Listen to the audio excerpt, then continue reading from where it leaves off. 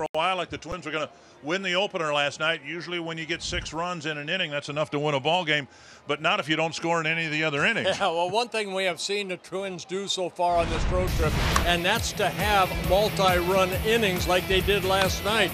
They took a 6-4 lead. You're thinking with Jose Barrios on the mound, that's going to be good enough, but the 6 runs did not hold up as the Twins went extra innings and then lost to the Davis home run.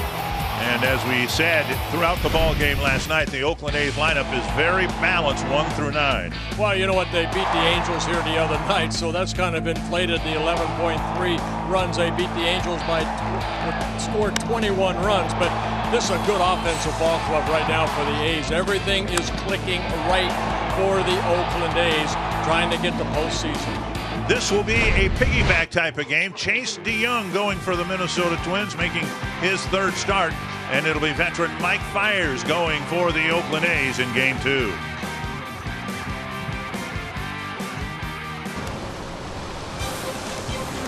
Twins baseball on Fox Sports North is presented by CenturyLink, connecting you to the power of the digital world. By Sanford Orthopedics and Sports Medicine, for the everyday competitor in all of us. And by Northland Ford. Visit buyfordnow.com and your local Northland Ford dealer today.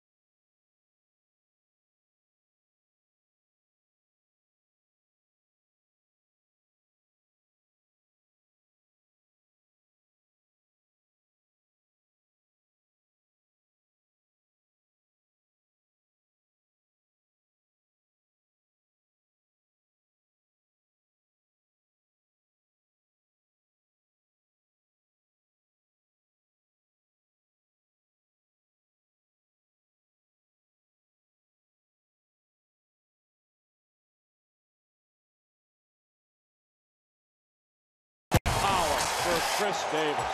Driven to right field. That's trouble. That ball is over his head, and it will clear the bases. Tie game. This ball is gone, and he did it again in the 10th. A pair of home runs for the home run leader, Chris Davis. Carbon copies of one another. Dating myself. Millennials don't even know what a carbon copy is anymore, do they? But the A's continue to whittle down the magic number. It's 2, with Tampa Bay losing this afternoon. They can't clinch, but they can clinch a tie and have a chance to clinch the wild card spot. Tomorrow, Paul Molitor, 4-4 on the current road trip, losing the first 3 games in Kansas City, then a 4-game winning streak. And a look for all the world for a while, for a brief while, that the Twins are going to make it 5 wins in a row on the road, but that was not to be the case. And so the Menards batting order is identical to the batting order last night. Joe Mauer, Jorge Polanco, Jake Cave, Robbie Grossman, Max Kepler, Tyler Austin, A-Ray Adrianza, Williams Astudillo, and Gregorio Petit. And tonight's starting pitcher stats are brought to you by Home Furniture, and that's Mike Fiers. Fiers making his 30th start of the year. This is his second start against the Twins. He faced the Twins when he was with the Detroit Tigers, coming over from the Tigers, and he has been outstanding for the Oakland A's. 5-1 with a 3.09 AERA in 8 starts. The A's have done everything this year better than the Twins, and that includes catching it and throwing it. The Northland Ford defense has Ramon Laureano in center, Nick Martini in left, Stephen Piscotty in right, Chapman, Semien, Lowrie, Olson, the infielders, and Lucroy doing the catching. The A's coming back in game 2 with the same cast of characters, except of course for the starting pitcher. Yeah, that doesn't happen too often. Let's take a look at tonight's Pizza Ranch for a Twins win. What do you have to do? Continue to play the game hard. That's all you can do right here. You want to finish the season strong. It's been a frustrating year for Paul Molitor, his staff, all the players, but you play 162 ball games, not 154. And so the Twins will hope to strike first. Bill Welke wanted to get Paul Molitor's attention. Well, because it's cool here, they're allowing the starters to blow on their hands on the mound. That's what he was letting both sides know. Bill Welke, crew chief. Fiers 33 years old, already with a career high 12 wins on the season. And a first pitch strike to Joe Mauer. First pitch, 6:08. Unlike Joe Mauer, had a kind of an off night. He struck out 3 times. We've walked intentionally. 0 for 4 in a ball game. Don't see Joe wear protection at the plate much, and he's got a little bit of an elbow pad on there. And in typical Mauer fashion, you'd have to call that a modest elbow pad. 1-1. Foul back 1-2. Fires a pitcher that's 6'2", straight over the top fastball. Very good curveball, slider, and an outstanding changeup.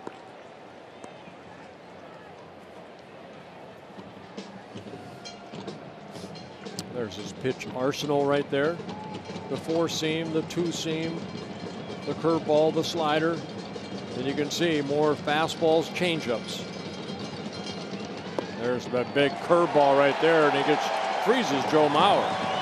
Joe struck out 3 times last night and has some parting words for Bill Welke, 1 away. Heading in the second position. We'll take it 5 again, straight over the top curveball. If it got the plate, it's a strike. And it got in the upper part of that box. Bill Welke's the crew chief, and he's also the home plate umpire. Randazzo, Marley, and Barrett on the bases. And here's Jorge Polanco.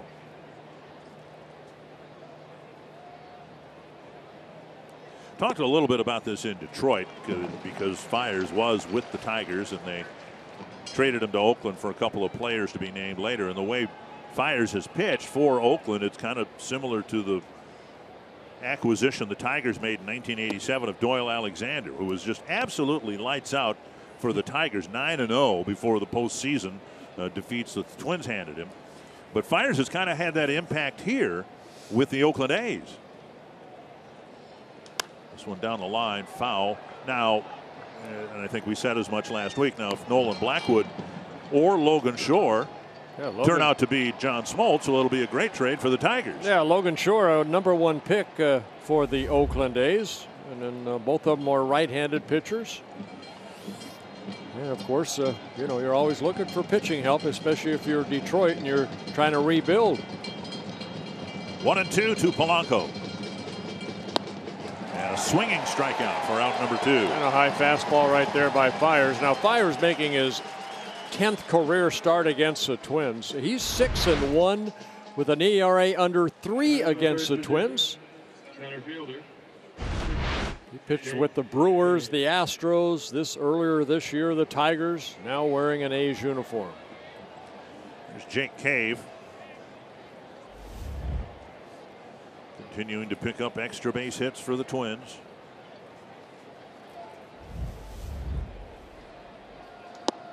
Ball one. Cave, 253 at bats for the Twins. And 27 extra base hits, 14 doubles, 2 triples, 11 home runs. Fouled back 1-1. And it's been a wonderful year for Cave, who was stymied in the Yankee organization. And not only is he playing in the big leagues in September, he's been with the team for half the year roughly, and he's hitting third in a big league lineup. He's made a nice impression to, I think, the Twins organization. And we've seen that before. Guys get locked up in an organization, but they can't get to the big leagues. How'd you like to be a shortstop in the Oriole organization where Cal Ripken was a shortstop? You got no chance of making it up. Who was the guy? Manny Alexander, I want to say, was always, doing well in Rochester, Baltimore's AAA team, and there was no place for him to play. I mean, they couldn't even call him up because he was a shortstop, and Ripken never left the lineup. Yeah, Jake Cave, in his 6 seasons, I've said it before, in the Yankee organization, a .285 hitter. So getting the opportunity, get some major league time, and taking advantage of it. Off-speed pitch. Wow. And fires. Comes out of the gate, striking out the side in the first. He's going for a record.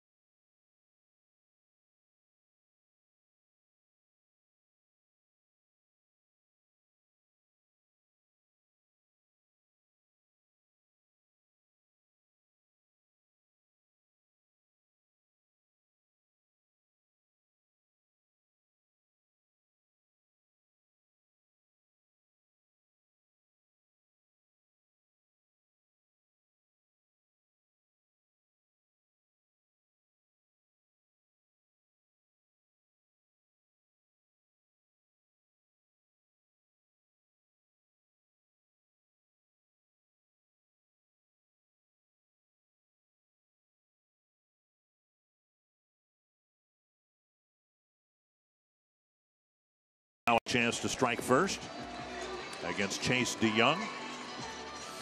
Quite a job he's done. He may be the American League Manager of the Year, but there's some other great candidates, obviously. Alex Cora, Kevin Cash. Let's check out the A's batting order. It has Nick Martini leading off again, with Matt Chapman, Jed Lowrie, Chris Davis, Matt Olson, Stephen Piscotty, Ramon Laureano, Marcus Semien, and Jonathan Lucroy.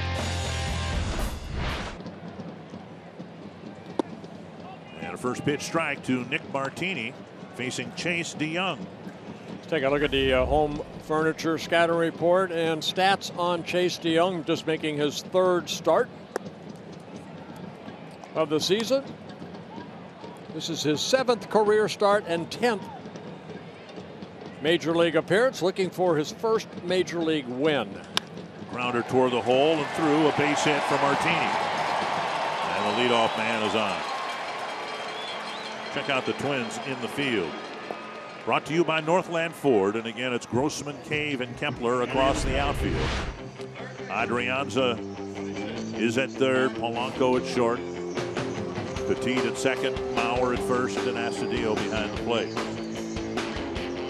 So this is DeYoung's third appearance for the Twins. I don't remember him using a glove as blonde as the glove he is using.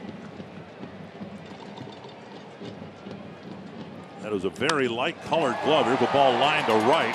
Kepler with the line drive catch for the first out. And it's up to the A's whether they challenge the use of the glove, but I don't remember him wearing a glove that light in color.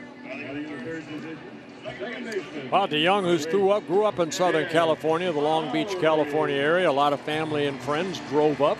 Spoke to him before the ball game. Yeah, it's up to the A's to have, maybe the DeYoung change that glove if they feel that it's the same color as a baseball. Jed Lowrie, the batter.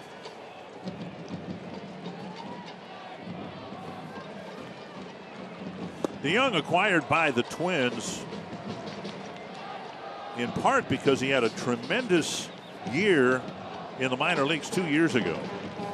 In the Dodger organization, 25 starts for the Double-A team in Tulsa, 14-5, and all the numbers across the board really, really good. This ball hit down the right field line into the corner. That is a foul ball by about a foot. And the A's are coming out swinging early against DeYoung. DeYoung's arsenal, 4 seam fastball, a 2-seam fastball, and you can see by inches that ball is foul. Curveball, very good changeup and a slider. 2 prior outings were against the Kansas City Royals, one earlier on this road trip. But his Twins debut came at home against Kansas City. 4 innings, only 1 hit allowed, but 4 walks allowed.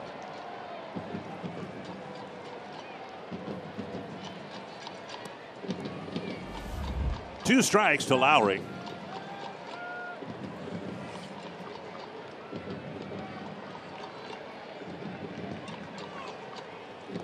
That kicks away from Astudillo. No chance. And Martini got a great read. It almost looked like he took off before that ball hit the ground. A wild pitch. And a runner now is in scoring position. DeYoung with his first wild pitch this season. 1 hopping. Astudillo, that's a throw he really shouldn't make right there. That ball's too far away. 1-2 now to Lowrie, with Martini at second.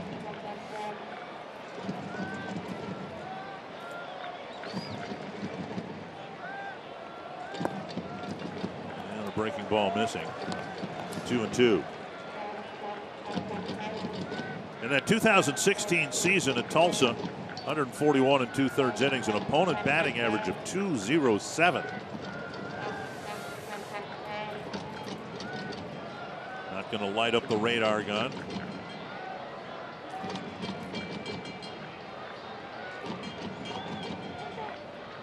Called.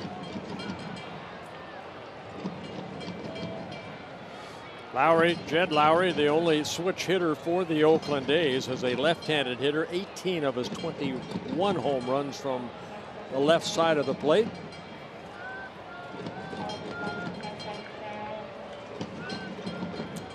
Two and two. Just off the outside corner.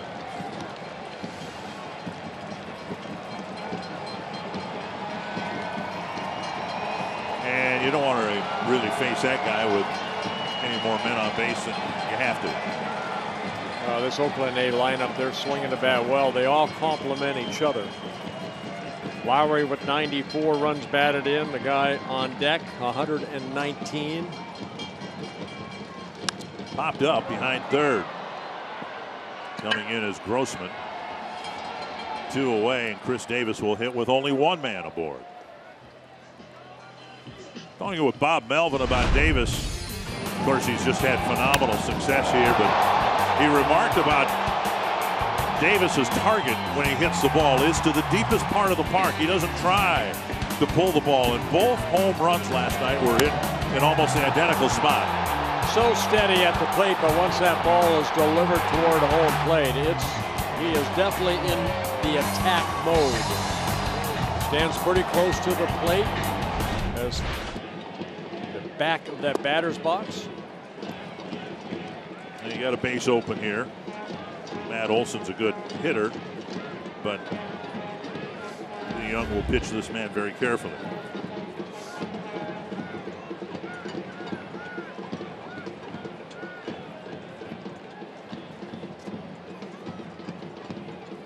And with all that power come the strikeouts too. Davis has struck out 167 times, 551 at-bats.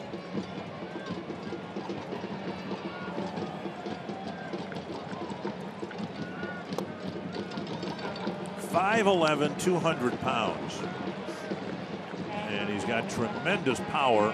Melvin was talking about how a lot of hitters here get frustrated, particularly at night, with the ball not carrying to center field. And he pointed out Tyler Austin's drive last night that was caught out there in his first at bat.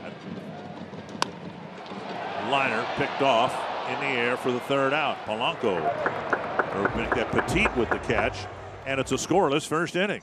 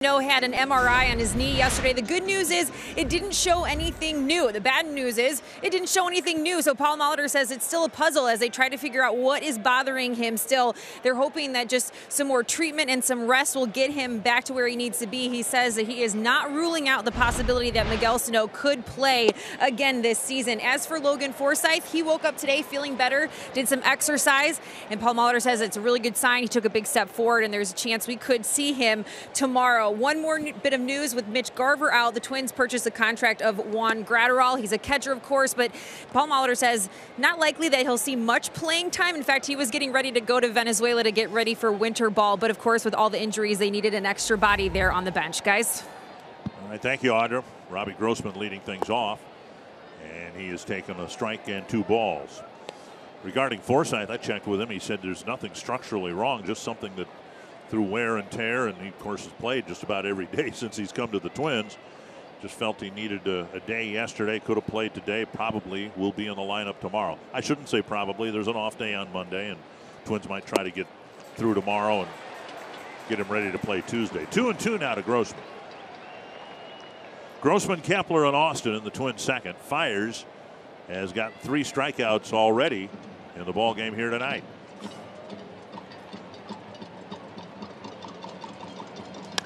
Lifted to left, but hit right at Nick Martini.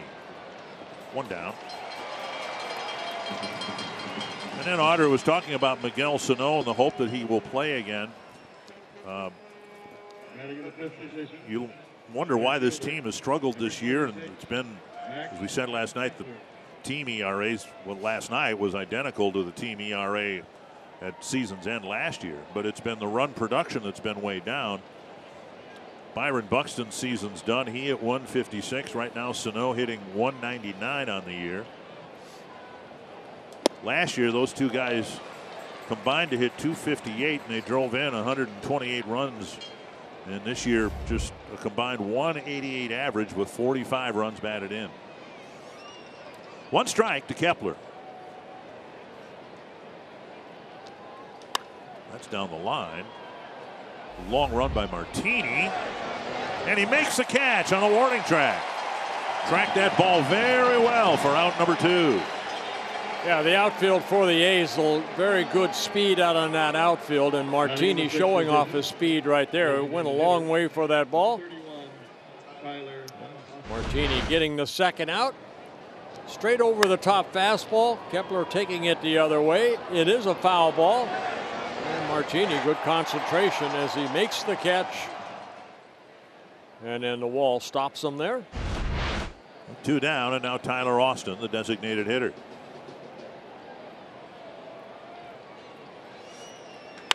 Ripped to left, a solid single with Austin jumping on the very first pitch. The Twins get their first base runner, and that'll bring up Adrianza. Well, one thing Fiers is doing, he's throwing a lot of fastballs. That fastball about belt high. And Tyler Austin ready for that and lines it into left field. Twins pick up their first hit. Adrianza.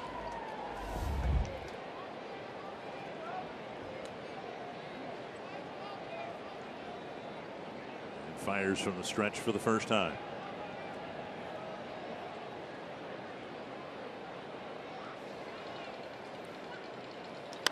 Big pop-up behind second base.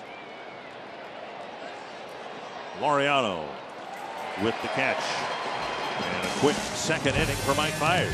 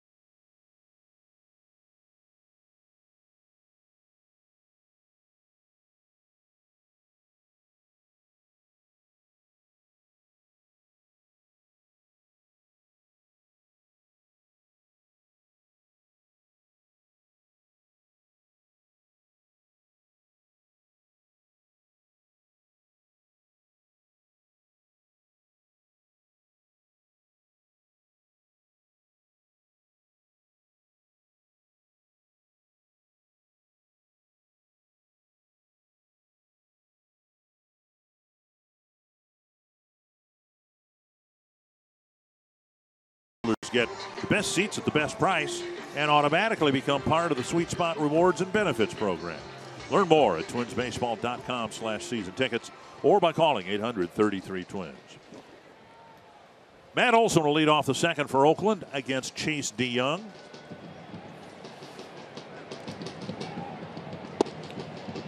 Yeah, only 3 outfielders so far. Yeah. You got Polanco playing in short right fielder. That's Petit, I believe. Yep, Polanco more up the middle. In last night's ball game, a couple times Olson was up. They used 4 outfielders. Bauer with a nice pickup, flipping to DeYoung. 1 away. Let's take a look at DeYoung's scouting report. Got to control that fastball. That's his key, and then work into breaking balls. And opportunity, getting an opportunity to get some starts here late in September. And he's 50% Dutch, so you know he's got to be stubborn.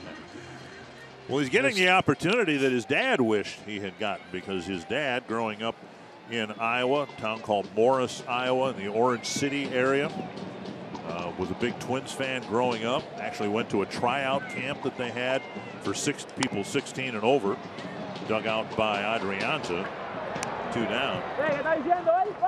And he got some recognition for the tryout camp. The only problem was his dad was only 14 years old, and the tryout camp was for those 16 and over. But he got a gift certificate or a CD, some $5 note from one of the Twin Cities banks, and he never cashed it in because he thought he'd get in trouble because he was underage. He was only 14 years of age. And a first pitch strike to Laureano. From there, they moved on to Southern California. Chase DeYoung, born in Long Beach, California, signed out of high school with the Toronto Blue Jays. Their second-round pick back in 2012 out of Woodrow Wilson High School in Long Beach.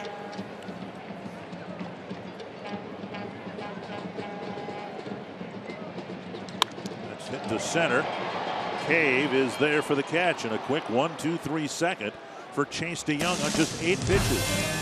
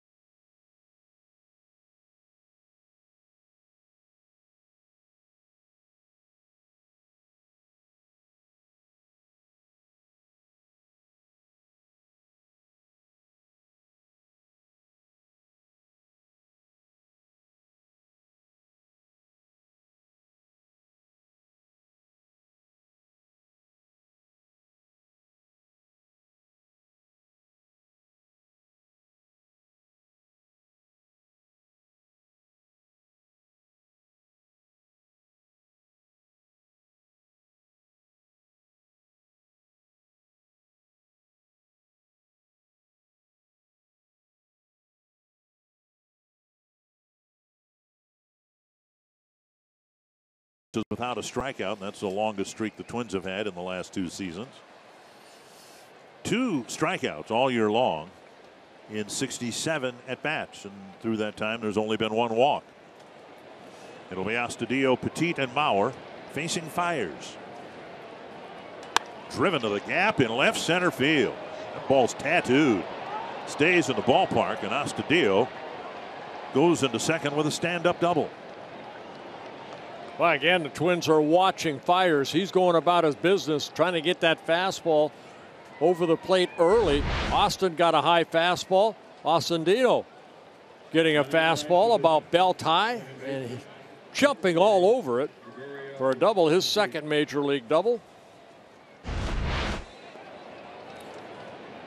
Now let's see if the Twins can move him over or drive him in.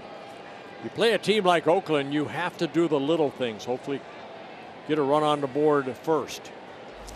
Petit at the plate, the number 9 batter, and he'll be followed by Mauer. Yeah, Petit, a veteran, he knows what he wants to do here. If he does make an out on the ground, over on the right field side, like that. With that swing, that was intended not to make an out to the right side, but to hit the ball to the right side. There's plenty of hits over there too. But if he made it out on a ground ball, then the runner would advance.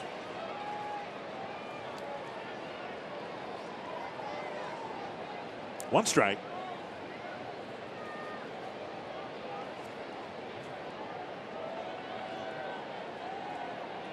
And there's a base hit to right field. Astudillo will be held at third. And the Twins have runners at first and third with nobody out. The 8 and 9 hitters getting things started. Good piece of hitting right there by Petit, the veteran right there. Just took that high fastball the other way. Again, his intentions, hit it behind the runner. And he was able to do that and got rewarded with a base hit.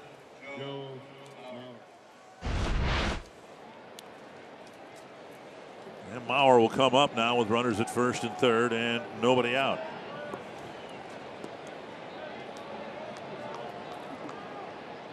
Mauer leading both leagues with batting average and with runners in scoring position. 408. Closest pursuer in the American League is Yuli Gurriel of Houston at 398, which is still very good. It's excellent. High fly down the left field line, and Martini deep in the corner will make the catch, and Astudillo will come home.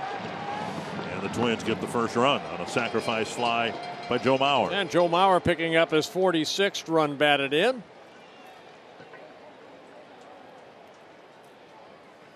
And Martini catching that ball and smartly gets it towards second base. He realizes he does not have a chance at home. And he keeps the double play in order. That'll bring up Polanco. Lost his helmet again, but that video of the tag from third won't go viral like the one where he scored from first on a double. Here's Polanco, went down swinging his first time up.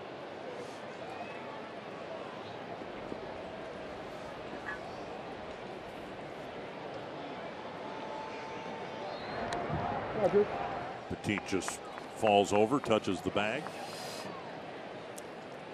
Fire's more of a fly ball pitcher. He's had 9 double plays turned behind him, this being his 30th start of the season.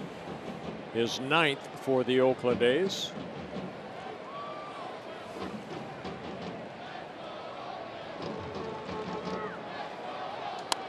Foul back.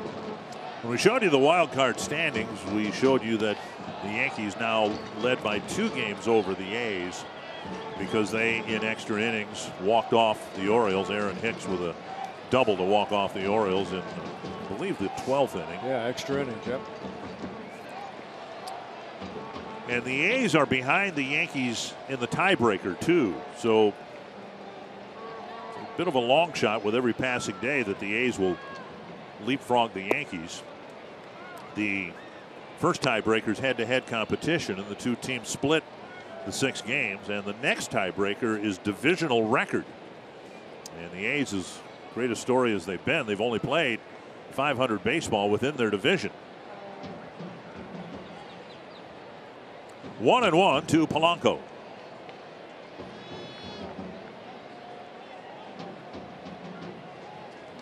And now 2-1.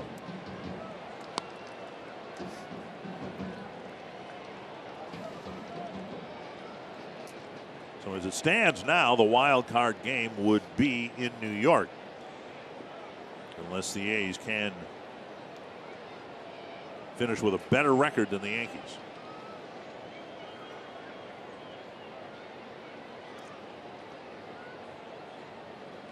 Squaring the bunt and taking ball 3. Keeping an eye on Petit at first base. Petit stole a base in last night's ball game. 3 stolen bases in 4 attempts.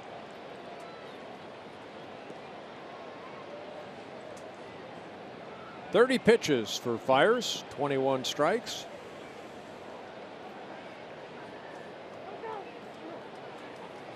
And Lucroy asked for time.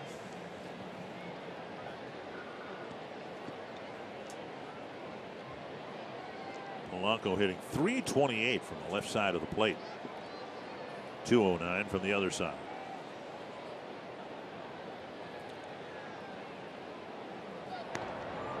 Ooh, just got back.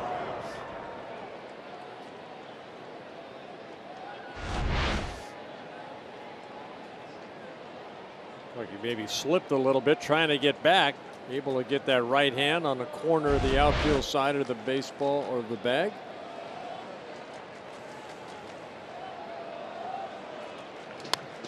And fouled back again.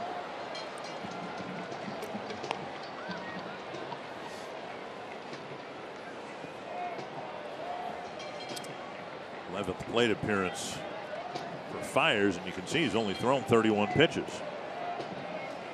Both pitchers tonight throwing strikes, doing a lot of quick at-bats.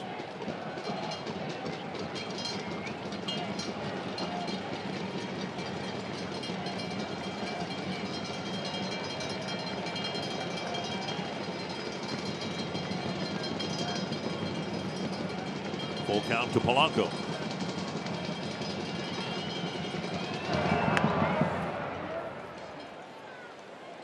There's been 10 stolen bases against Fiers when he's on the mound in 14 attempts. And a 3-2 count. You would think that Petit would be taking off here.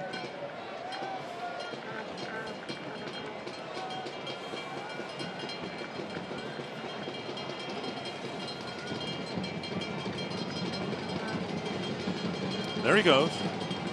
The pitch slashed foul down the left field line.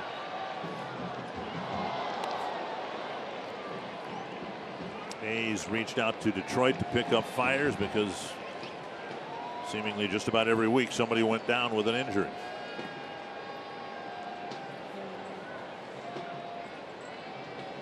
Got the best record in the major league since the All-Star break. Fiers has been a part of that.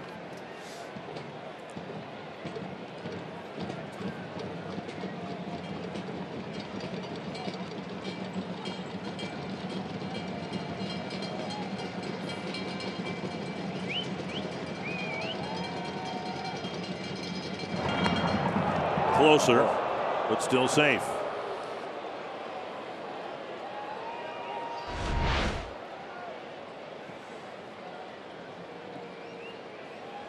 A's are looking at it as we speak. There'll be no challenge.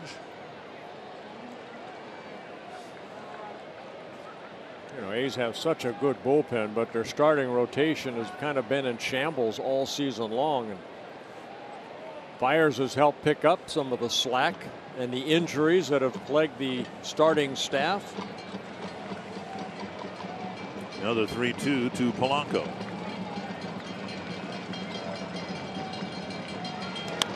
Popped up. Chapman in foul ground catch, and that's out number 2.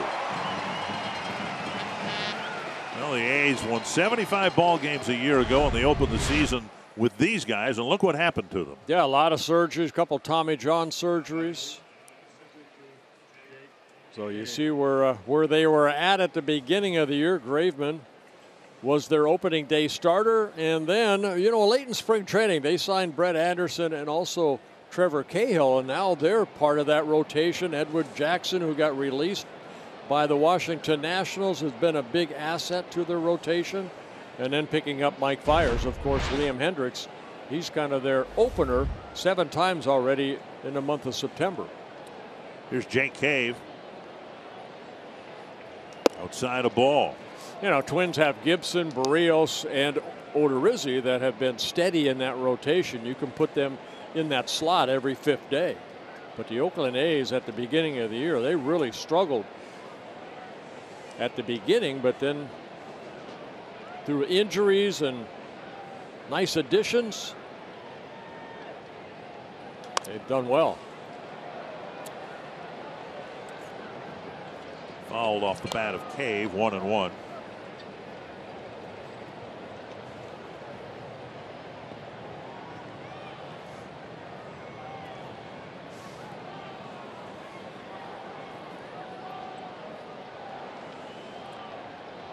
Petit with a single to right, still at first base now with 2 down.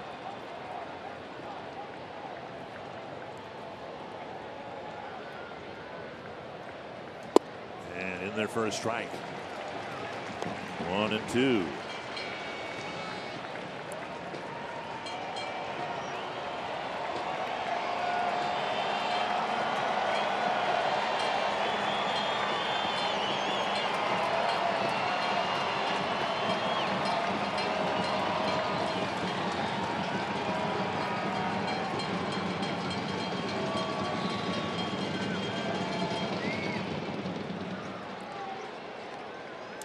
Petit made the mistake of stealing a base last night.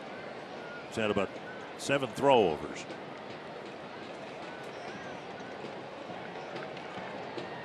Well, Fire's thrown over because he does have that high leg kick. If you could get a good jump, Lucroy behind the plate, very tough to run against. Good throwing arm.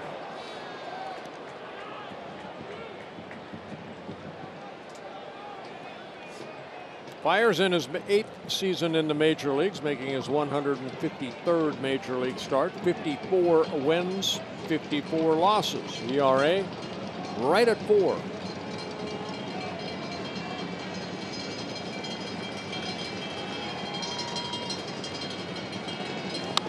Fly ball left center field, chased by Laureano, and it's the left fielder Martini making the catch. But the inning starts with a pair of hits and leads to the first run of the game for the Twins.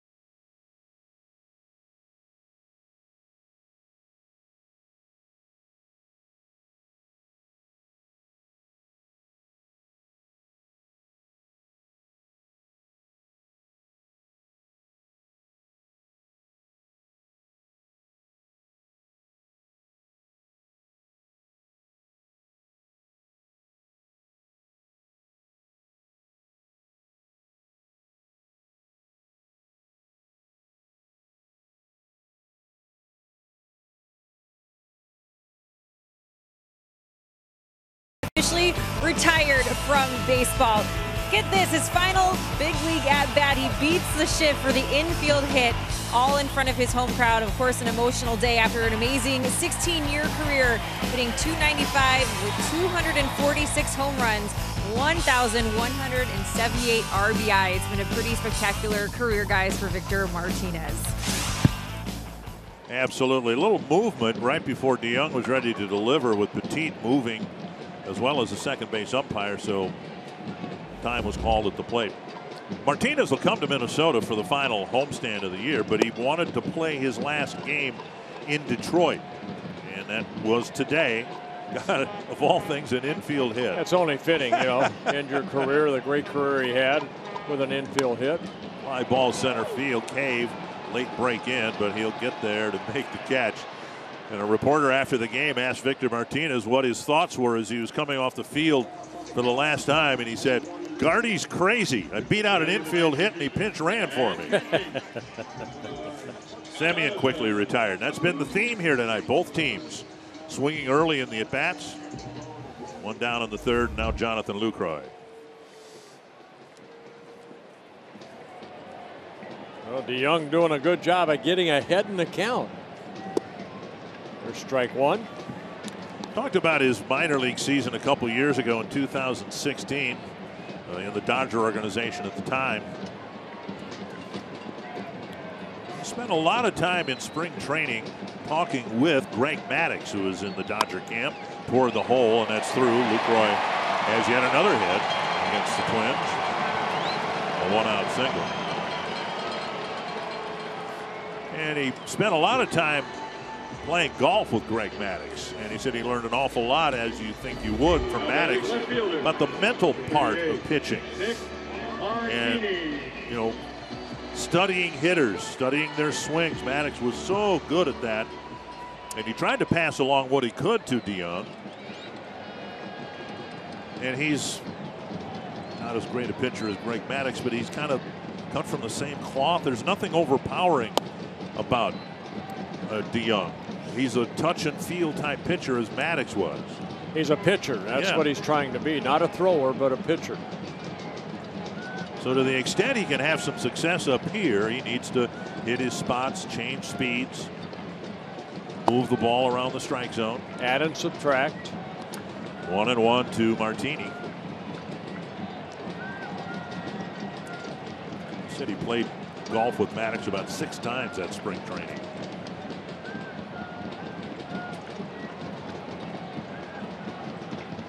In the dirt, dug out by Astudillo.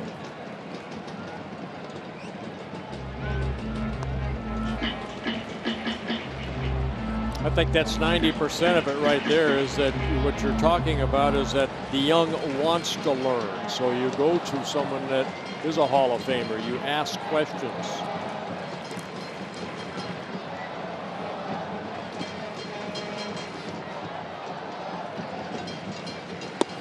You know, personally, I had an opportunity to come up with Jim Cott, Jim Perry. Perry won the Cy Young that year. Kitty Cott and Jim Perry. I mean, they took me in like a younger brother, and then I had an opportunity to sit down in the dugout and talk and listen to Don Drysdale talk about pitching when I came to Anaheim when he was doing some announcing for the Angels. So yeah, you pick the brains of all these guys that have been through the battles and what made them such a great pitcher that they became. After the single, now a walk to Martini, and Chapman up with 2 men aboard. DeYoung said when he first came to spring training that year, the pitchers all got together in the clubhouse and they had to tell a little bit about themselves. And he said he was a little nervous because, you know, he's kind of a modest guy and all that. So he had to tell what type of pitcher he was. He goes, I'm kind of a touch and feel finesse type pitcher. And from the back of the room, Maddux bellered, that stuff works. Boy, did it ever for Maddux. Chapman takes strike 1.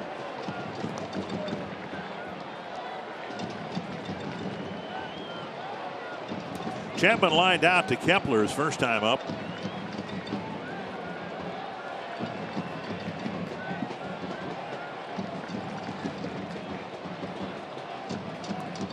And Astudillo couldn't find it, but he did block it painfully.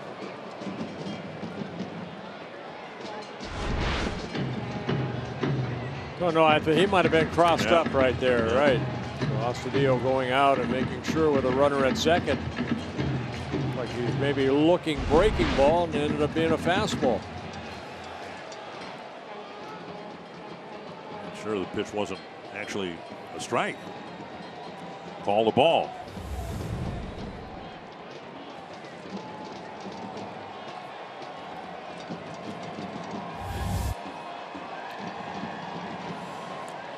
DeYoung's had 1 double play turn behind him. Fouled away, and it's 1-2. Man, this guy Chapman does not get cheated.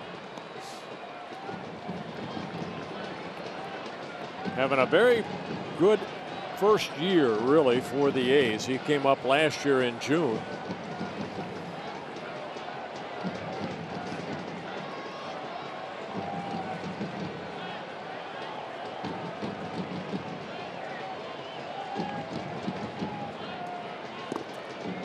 Check swing, no swing, 2-2.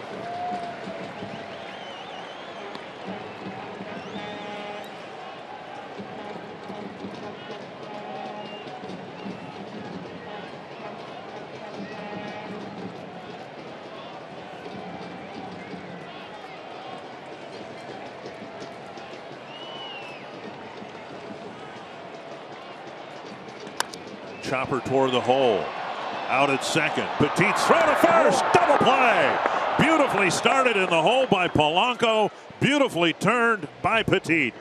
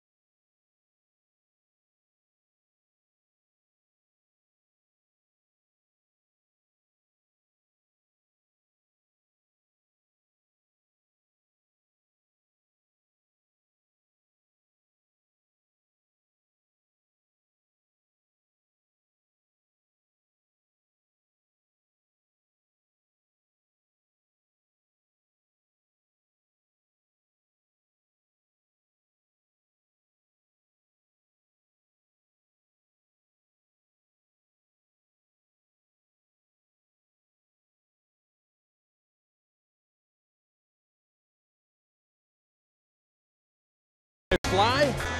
That scores Ostadino from third base. Twins take a 1-0 lead.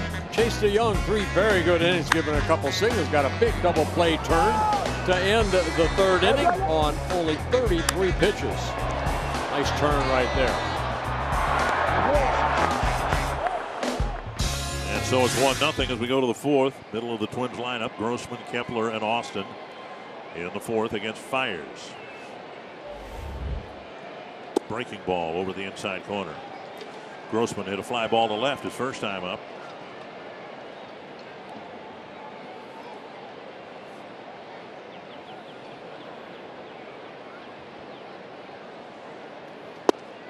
And strike 2.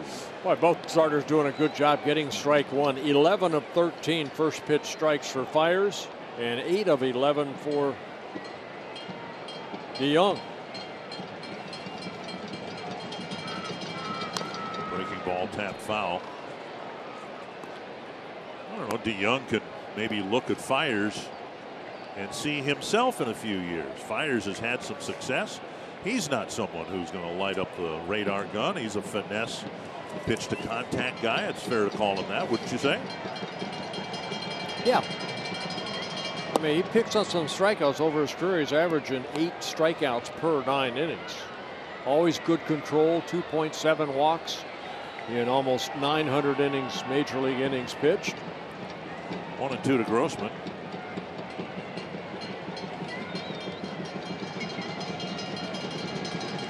That's loop to left. Martini coming in, making a running catch, 1 away. That'll bring up Kepler. MLB at Bat is your #1 Twins app. Customize your experience to catch every moment. Get Twins home screen icons and features such as the MLB.TV Game of the Day, pitch tracking, in-game highlights, live radio broadcast, stats, news, and more. Download MLB at Bat today. Here's Kepler, fouled out to Martini his first time up. All the outs have been recorded in the air. Ball 1. Yeah, he struck out the side in the first, and the other 7 outs have all been pop-ups or fly balls. 1 pop-up caught by Chapman. The others hit to the outfielders. Inside, and it's 2-0. That's exactly where Lucroy wanted that pitch, too, as he creeped inside to Kepler.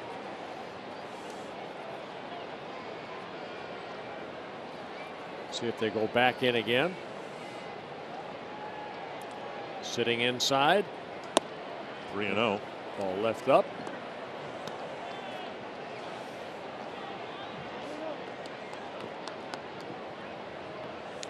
Fiers will finish the regular season 31 starts with in the neighborhood of 140, 145 strikeouts. There's a strike. Cleveland's Mike Clevenger joined the 200 strikeout club tonight. And the Indians became the first team ever to have 4 pitchers with 200 or more strikeouts in a season. Ever. And Kepler takes a walk with 1 out. First walk for Fiers. Yeah, that's saying something right there. 4 of them with 200 strikeouts or more. Of course, now it's 5, sometimes even a 6-man rotation. But you think of that fearsome foursome the Orioles had. They all won 20 games, but they didn't all strike out 200 in a season. The closest the Twins came, I looked it up, was 1967, when Dean Chance had 220 strikeouts, Jim Cott 211, Dave Boswell 204. So they had 3 of them. And then you went down to Jim Merritt with 161. There's a foul or a fly ball down the right field line into the corner. Piscotty with the catch. And Austin's gone on 1 pitch. Yeah, second time Austin jumped on that first pitch. He got a base hit in his first at bat to left field. Here just got underneath it. And it's another fly ball out.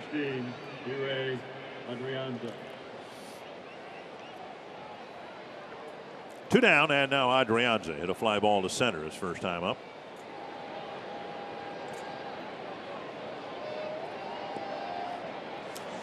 '67 Twins, of course, the heartbreaking end of that season, losing both games in Boston, needing to only win one to go to the World Series.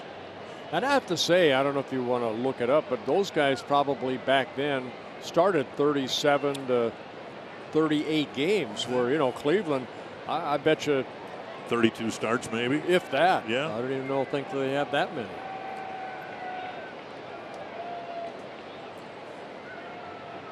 But they are definitely strikeout pitchers in Cleveland. Well, I looked it up. Of course, the best season a Twins team had during the regular year, the 65 Twins won 102 ball games, went to the World Series.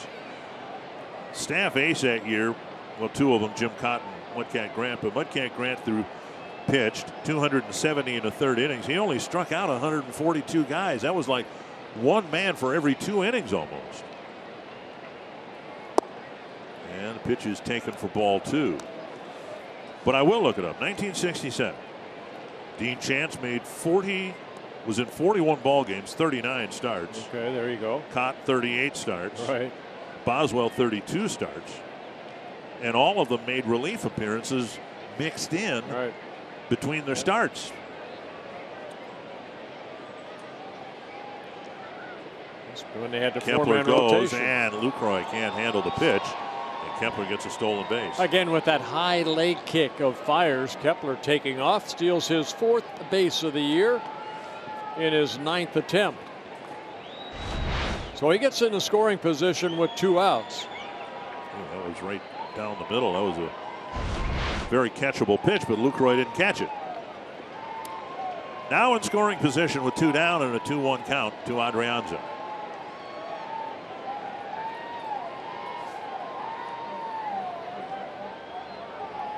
On the ground, a couple of hops, fielded by Lowrie, and that will end the inning. Kepler left at second, still 1-0 Twins.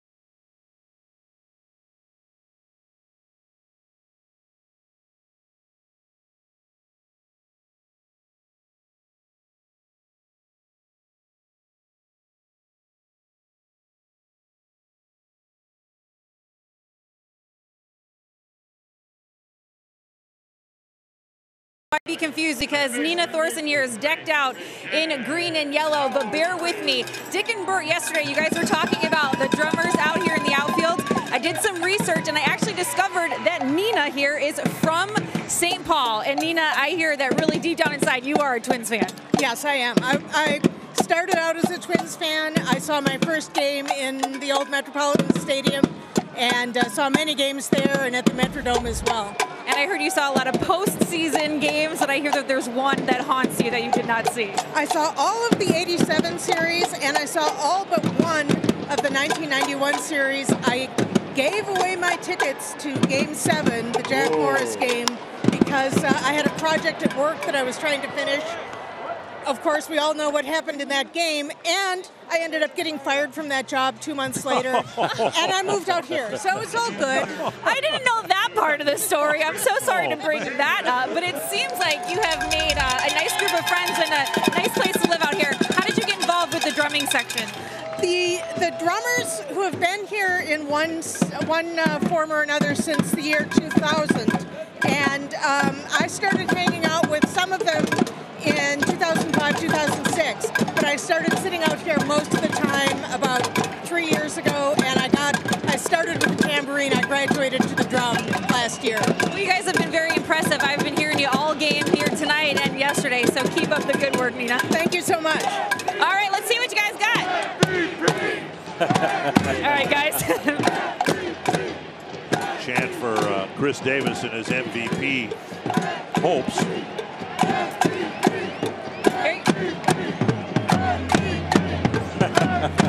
Go for it. I don't think I'm supposed to be cheering, am I? I don't know. I don't want to make any enemies out here, though. Sky to left field, and Grossman trying to track it in the twilight. Makes the catch out number 2. That ball had a lot of hang time right there. What a sad story about Game 7 of the '91 World Series. Two down, and DeYoung settling in nicely. He's given up 2 hits and a walk. Matt Olson will bat here in the 4th. DeYoung does not have a big league win. He's lost 4 ball games, 3 of them with Seattle 2 years ago. Actually, just last year. Boy, doing a good job of getting strike 1. 11 of 14 first pitch strikes for Chase. Twins got him for Zach Duke, who's struggled with the Mariners. Foul back and out of play. 0-2.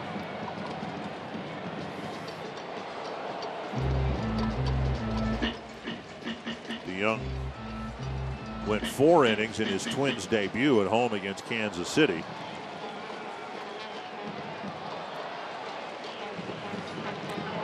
Four men in the outfield. And 3 in the infield. Yeah, he's pitched here before in Oakland last year in relief back in early April.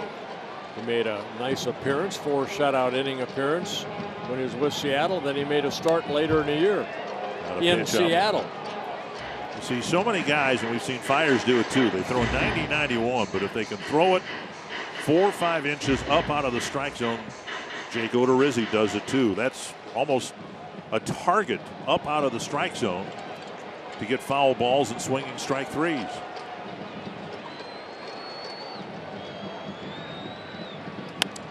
Wrapped on the ground to Mauer. And another 1-2-3 inning for Chase DeYoung. And the Twins hanging on to that 1-0 lead.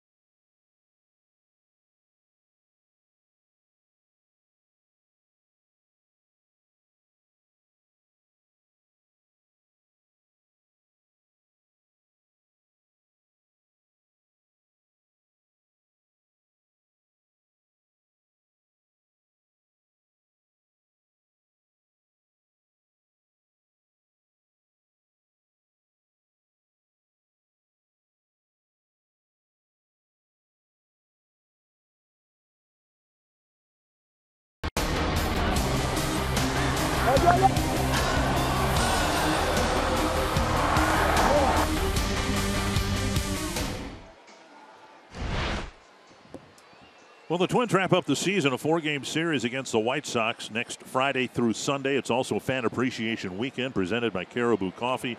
First 30,000 fans get a Twins stocking cap Friday and Saturday night. There's a bunt up the line foul. Sunday, it's Kids Appreciation Day, and the first 10,000 kids 12 and under get a TC Trapper cap. Get your tickets right now at twinsbaseball.com.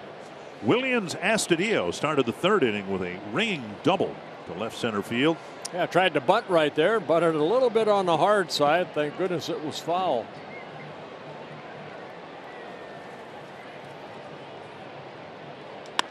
Now to left center again. This one's hanging in the air for Laureano. 1 down. Hey, well, we want to take a moment and give our condolences and our prayers to Lee Stang's family. Lee Stang, of course, a former Twin, came up with the Twins back in the 60s. He was my pitching coach with the Twins in the 70s. A big part of our Twins fantasy camp, and Lee Stang at 81 years old passed away today. Pitched so in our prayers are with his family. Yeah, he was a good guy and a wonderful guy to have at the fantasy camp. Pitched in 7 games for the inaugural Twins in 1961. Kind of a crossover pitcher, sometime reliever, sometime starter.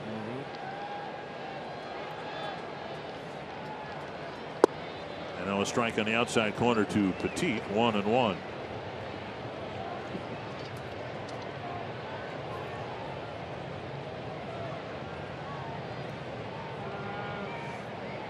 Petit dumped a single to right, sending Astudillo to 3rd, where he scored in the next plate appearance, a fly ball by Mauer. You know, just watching Fiers' delivery, does a good job of turning that left shoulder in, and that long right arm he has. It reminds me a lot of Doug Fister.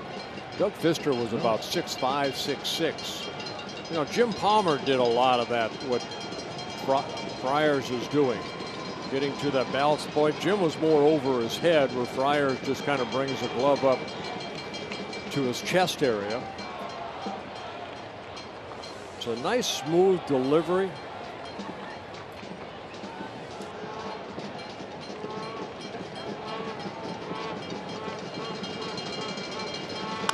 You were traded mid-season at least a couple of times, right? From the Twins to the Rangers. That was in the middle of the season. Right. And how'd you get from the Rangers to the Pirates? Take a look at the delivery right there. You see how that left shoulder, he almost raises it to make sure that he can create that good downward plane. How did I get where? From the Rangers to the Pirates. By plane. Was it in the middle of the season? Chapman scoops it up. No, that was during the winter. Low throw dug out by Olsen, 2 down. But did you ever have the opportunity to do what Fiers has been given here? You are pitching for a team that's going nowhere, the Tigers. They will lose 90-some ball games this year. And then you get traded into a pennant race or a playoff race. Well, actually, when I left Minnesota, Texas, we were kind of in the race that year with the Rangers. We did not get there. And then when I came back to the Twins in '85, you know, we're just kind of baby steps, more or less, to get to '87. Inside to Mauer, drove in the Twins run with a fly ball to left. Those are the only 2 times I was traded during the season. It's got to be beyond invigorating to be languishing with a baseball team that's going nowhere, and you get traded to a team that's playing great baseball, climbing in the standings, in position to make the playoffs. I mean, what a transformation from where he was to where he is now. 2-0 to Mauer. And a strike. Yeah, one thing he's done, he's pitched very well here at Oakland Coliseum. 5 starts, he's 3-0. Very good ERA. 6-1 since the All-Star break. His ERA under 3. And another strike taken, 2-2. So the A's got a pitcher that was throwing the ball well for the Brewers before he became, the Tigers, before he became an Oakland A.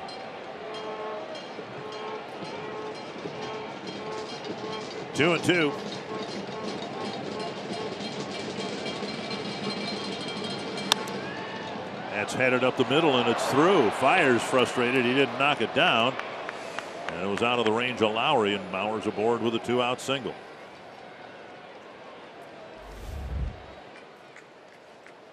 Yeah, Joe hitting this ball sharply. Now watch Fire's delivery. Of course, his momentum takes him to first, and the ball got underneath his glove. It kind of went down to his knee and patted the ground like, boy, I should have had that ball. But Mauer gets the 4th hit for the Twins. That'll bring up Polanco. Went down swinging in the first, fouled out to Chapman in the 3rd.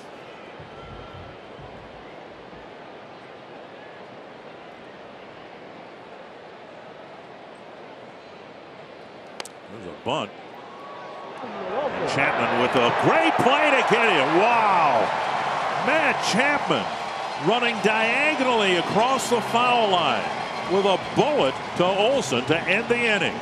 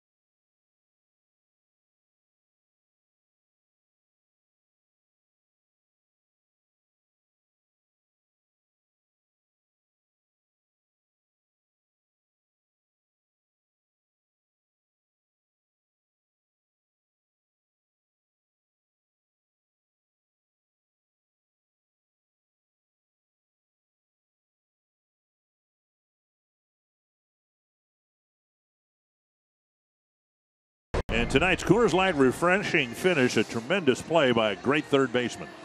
Yeah, Chapman made an outstanding play.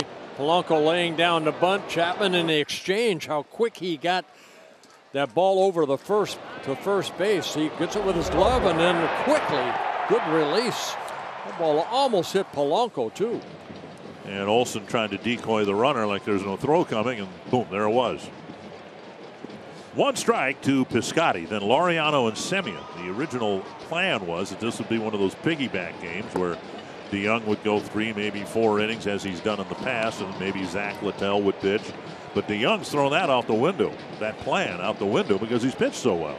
Got a chance to complete 5 innings, and who knows, maybe get his first big league win here tonight. Fouled back on an off-speed pitch. Oh, he's changing speeds well, working ahead in the count on most of the A hitters. Only 1 walk, no strikeouts yet for DeYoung. He did pick up a big double play to end the 3rd inning off the bat of Matt Chapman.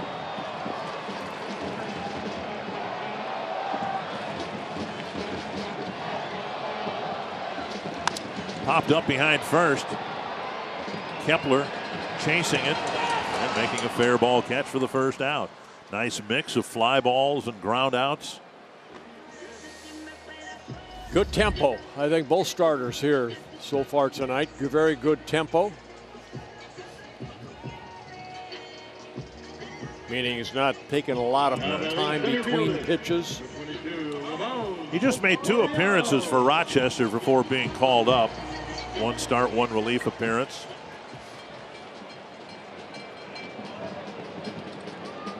Laureano lined out to Cave his first time up.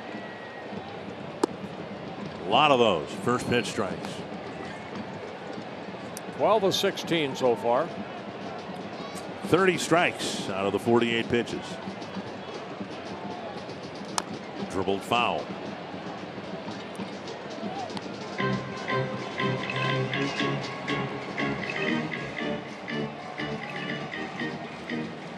Hasn't struck out a man.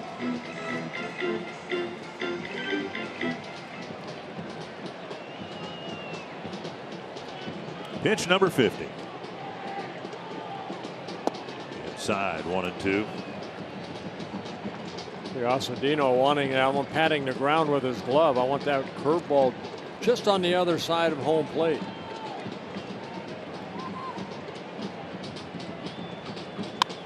And the third Oakland hit. Martini got one in the first. Lucroy got one in the third. And now a 1-out single here in the 5th. That'll bring up Semien. Oh, fastball inside. Liriano opening up quickly and finding that hole between third and short. It looks like he got the ball in on the trademark of the bat a little bit. But a single to left, and now Semien, who would a fly ball to center his first time up. Liriano at first base, good speed too. Keep an eye on him. A throw over. 7 stolen bases in 7 attempts for the young man. DeYoung picked off a runner, Alex Gordon, in his first appearance for the Twins.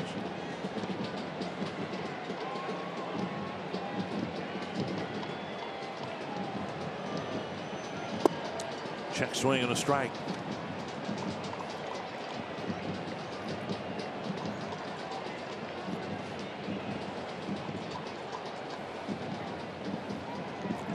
He's already had one double play turn behind him.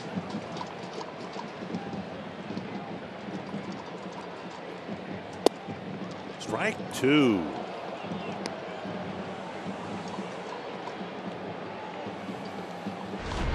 Fastball, outer half of the plate. Top of the box.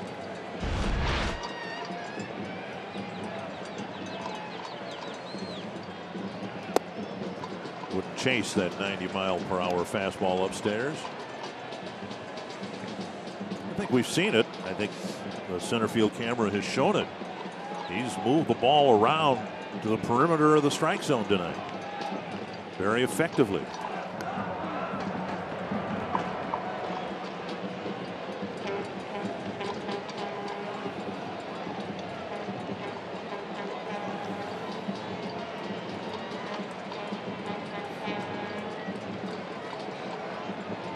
One and two. Wallop to left. Grossman's back, trying to decoy him, and it is gone, a home run. Semien's 13th of the year, and the A's take a 2-1 lead. Just barely over the wall and left. Another 2-run home run for the A's. And their 213th home run. Only the Yankees have hit more. Semien, like you mentioned, with his 13th home run. Looked like a fastball away. And a line drive home run went right over that yellow padding, or that yellow line out there in left field. Grossman trying to deke the runner to try to see if he could catch it, but see where that ball hits. So you hit right on the very top of the yellow line and then over. Strike one.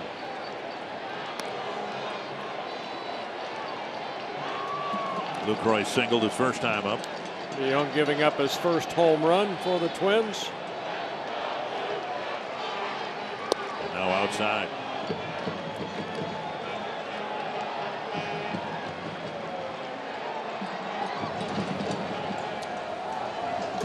Andrew Vasquez just getting loose here in the bottom of the 5th. That one's hit hard to left. Same spot. This one stays in the ballpark. Lucroy trying for second. Here's the throw, a little offline. 3 straight hits for the A's. And they'll start their 3rd time through the batting order. Well, it looked like a breaking ball stayed up. And Lucroy continues to punish Twins pitching. And Paul Mahler looks like he's on his way out. You see that breaking ball stay up. Lucroy, another good swing. And right off the scoreboard. Grossman did a good job playing the carom, but it's a double. Held the A's to 2 hits through 4 1/3 innings, but now 3 straight, including a home run, and DeYoung won't be able to complete 5 and leaves with the Twins down a run.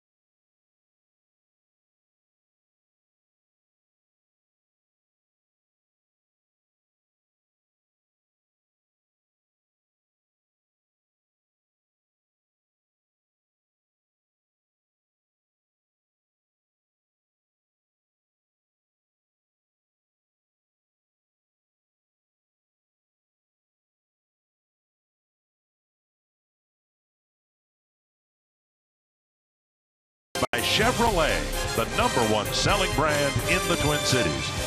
And by Grand Casino, the best stories start here. Oh, is it something I said? I'd no sooner talking about how he had a chance to complete 5, and then the A's got 3 straight hits and knocked DeYoung out of the ball game. Andrew Vasquez will come in and pitch, and the A's go to Mark Canha, who had a pinch hit home run last night. Canha 5 for 13 as a pinch hitter with 2 home runs. Vasquez making just his 6th major league appearance, getting called up on September 1st. 2 innings so far. He's allowed 3 hits, 1 earned run, with a walk and a couple strikeouts.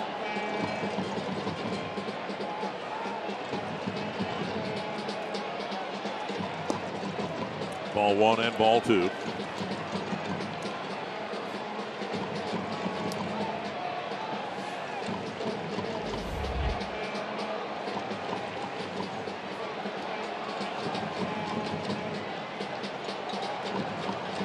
Two and 0 to Vasquez.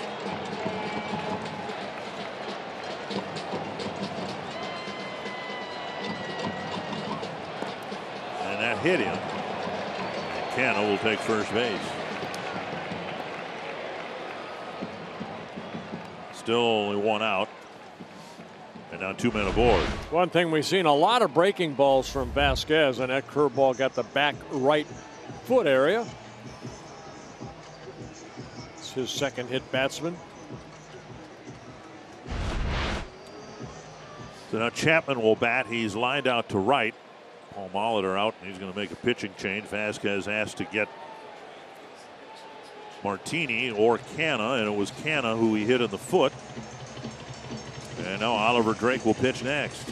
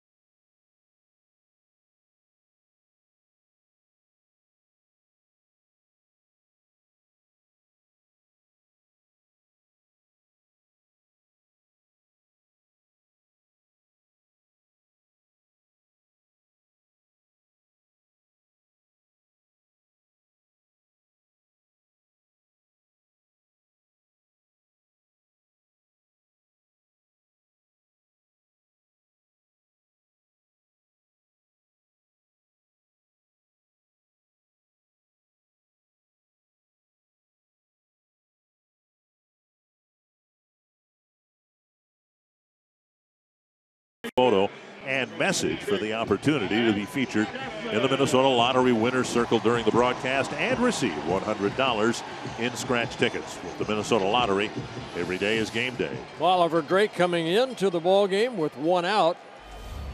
And runners at first and second. Those are his numbers overall. He's pitched very well for the Twins. In 15 relief appearances, 16 2/3 innings. He's allowed 5 runs, 6 walks, 15 strikeouts. Drake with that split finger, fastball, and a slider.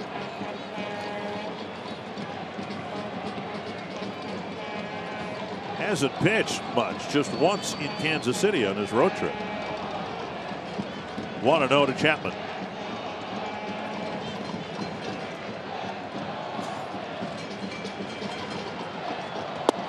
And that hits the inside edge, 1-1.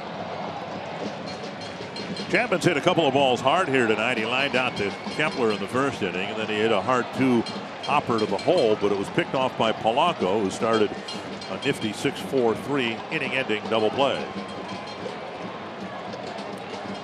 He's trying to keep this game within reach. The A's have had 4 batters in a row reach.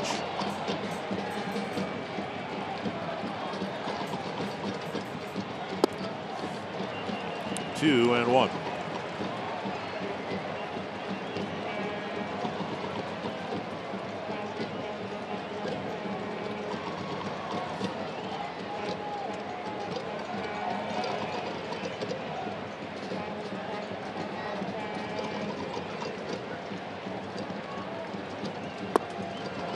Splitter gets a swing and a miss, 2-2. Drake, a big guy, 6'4", about 230. Started the season with the Brewers. We talked about it. 5 different teams he's pitched for this year. A major league record. Brewers, Indians, Angels, Blue Jays, and then claimed off waivers from the Blue Jays by the Twins back in August. Yeah, split finger. Ball just looks like a fastball, and the bottom just falls out of it.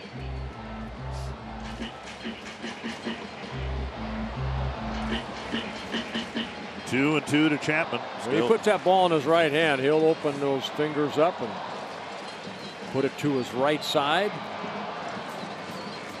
And if it's another pitch, of course, once he makes contact with the glove, he'll change it to another grip other than the split finger.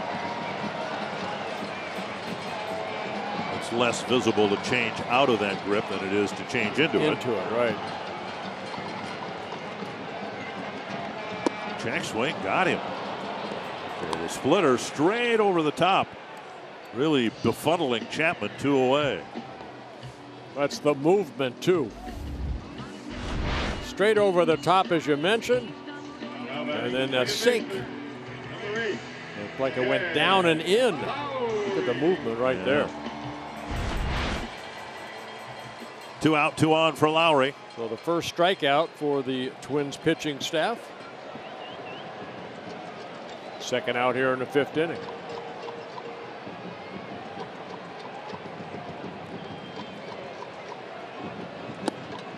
Lowrie with a fly to left and a ground ball to Bauer, who made a nice play diving to his right.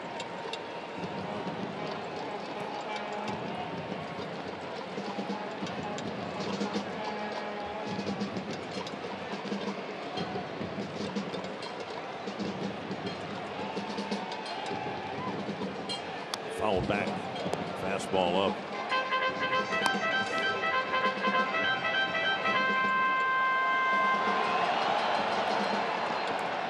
From that over-the-top delivery, you just saw 93. That's an average fastball, but I'm guessing from the point of release, and as tall as he is, that 93 plays more like 96. That's almost what we're seeing from Mike Fiers. Same thing, same type of angle.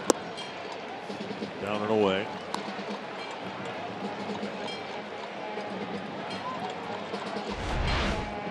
You can see as he comes set, he actually pushes that left leg out about a foot so he can kind of go straight down over the top.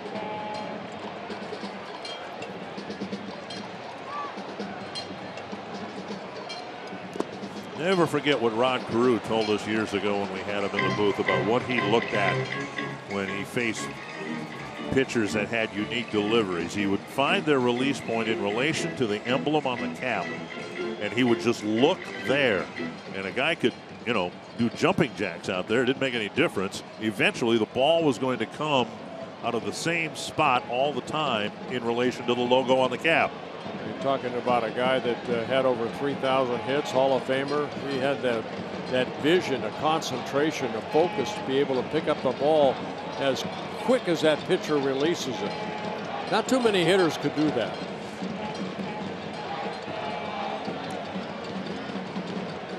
That man could hit.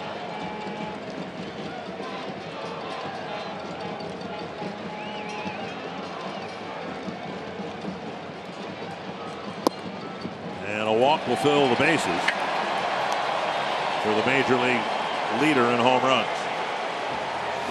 In the inning, after the first out, single, home run, double, hit batter, strikeout, walk. Designated hitter, number 2. Davis with 2 home runs last night. Hit a line drive to Petit on the left side of the infield in the first. Hit a fly ball to left, a towering fly ball caught by Grossman in the 4th.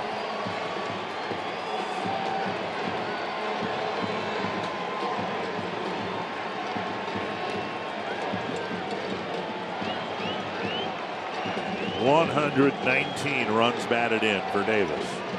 Check swing and a strike. Time now for tonight's BP Brighter Picture. Davis can play a little outfield, and if the A's make it to the World Series, he'll probably be in left field.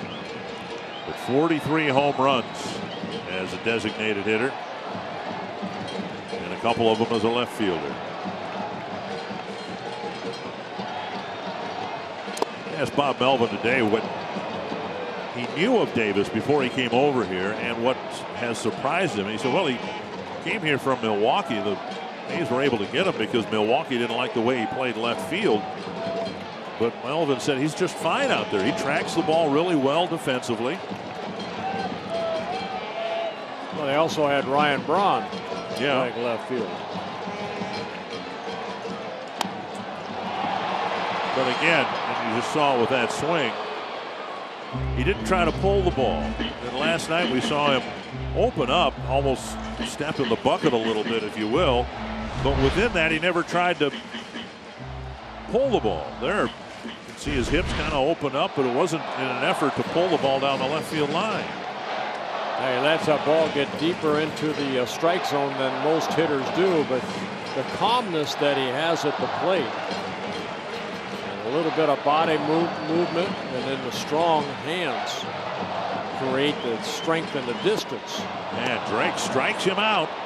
That splitter, a nasty pitch. A couple of really good right-handed hitters, Chapman and Davis, struck out on it.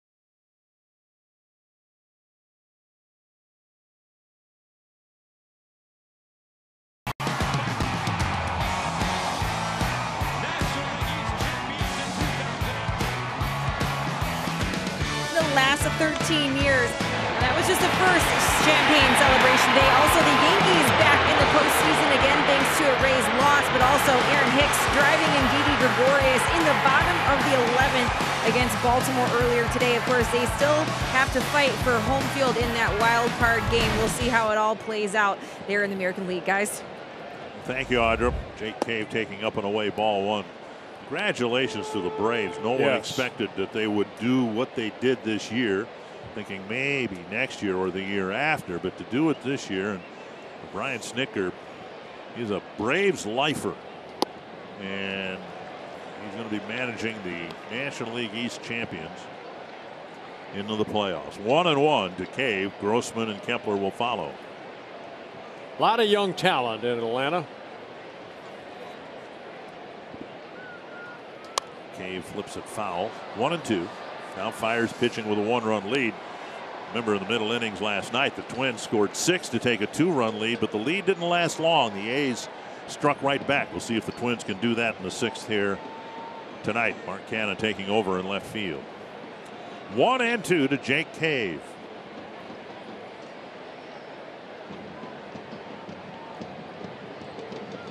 Out in front of the off-speed pitch. Second time that Cave has swung through a breaking ball. 1 down. And the first strikeout for Fires since he struck out the side in the first inning. His 4th of the ball game. Big, slow curveball. Robbie Grossman's hit a couple of flies to left so far. Yeah, it's a new group of characters and players that are facing Friars as far as the Twins. Not a lot of at-bats against Fires, but he's had a lot of success in 9 career starts coming into this ball game, 10 games, 6-1 with a 2.91 ERA. And the Twins have not beaten him since June of 2015. And the 6 wins he has against the Twins is the most against any opponent. 1-1 to Grossman.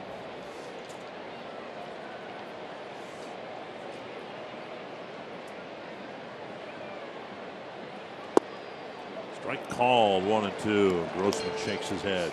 And that comes into play when a pitcher gets ready to face a ball club. Even though it's not the same hitters, the ball a little bit low. Lucroy kind of bringing it up, but Fires gets the call. The power of positive thinking. Off the end of the bat, foul. Breaking ball again.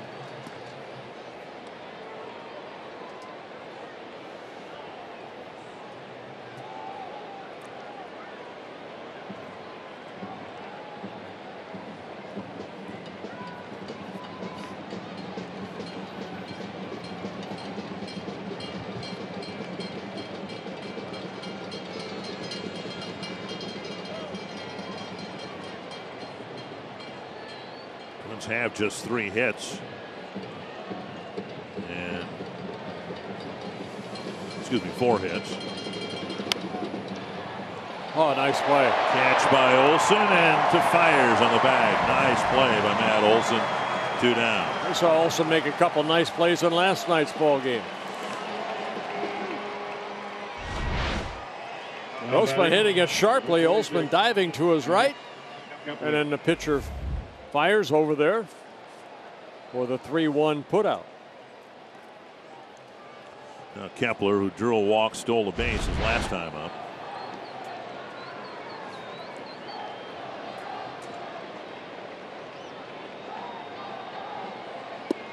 Strike at the knees. Another slow breaking ball. 16 of 23 first pitch strikes for Mike Fires. Foul back. Very good strike to ball ratio. 77 pitches, 54 strikes. 2 strikes to Kepler.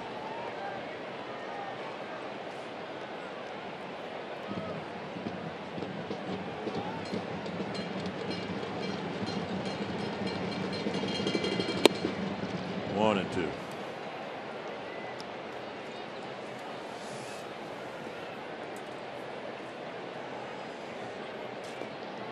Tomorrow's game, the last home game of the regular season for the A's. They have a magic number of 2. There's a chance, of course, that they could clinch about the time they start playing tomorrow if they win tonight. And Toronto beats Tampa Bay at the Rogers Center. Kepler strikes out, and a 1-2-3-6 for Fiers.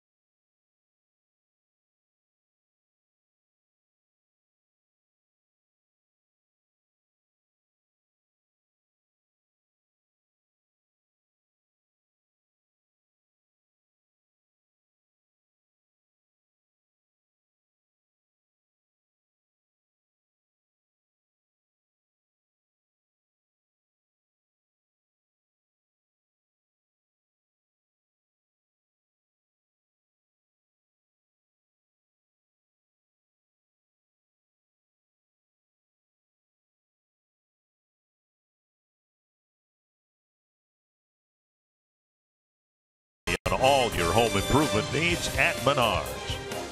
And by Ram. Hurry in and get a great deal during Ram Power Days. We're on the east side of the bay in Oakland, where the A's have a 2-1 lead.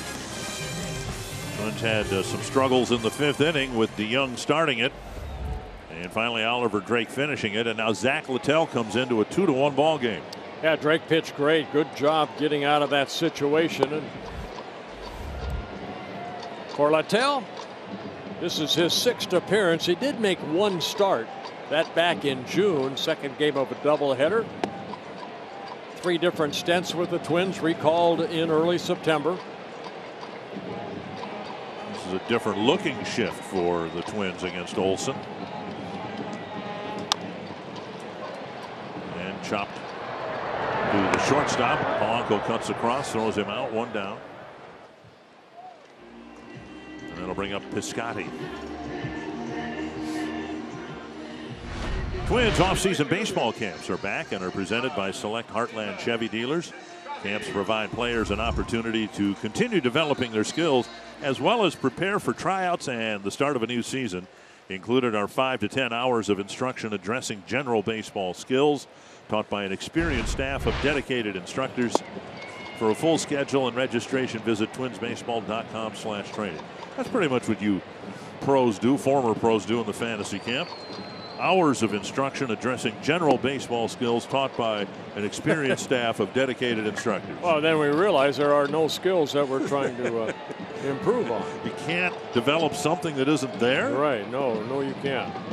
You can try to motivate them, but no. Inside 1-2 to Piscotty. But we have a great time trying. Yeah, Littell with a good fastball, curveball, slider, changeup. He came over from the Yankee system last year in a Jaime Garcia trade. Oh, what a catch by Mauer. Timed his jump perfectly. Out number 2. Pastime hitting that ball sharply, but right at Joe Mauer. And Joe saying, okay, I got up a couple inches. I got a little air time. Inside out swing. Right at Joe Mauer for the 2nd out. 2 down, and now Laureano.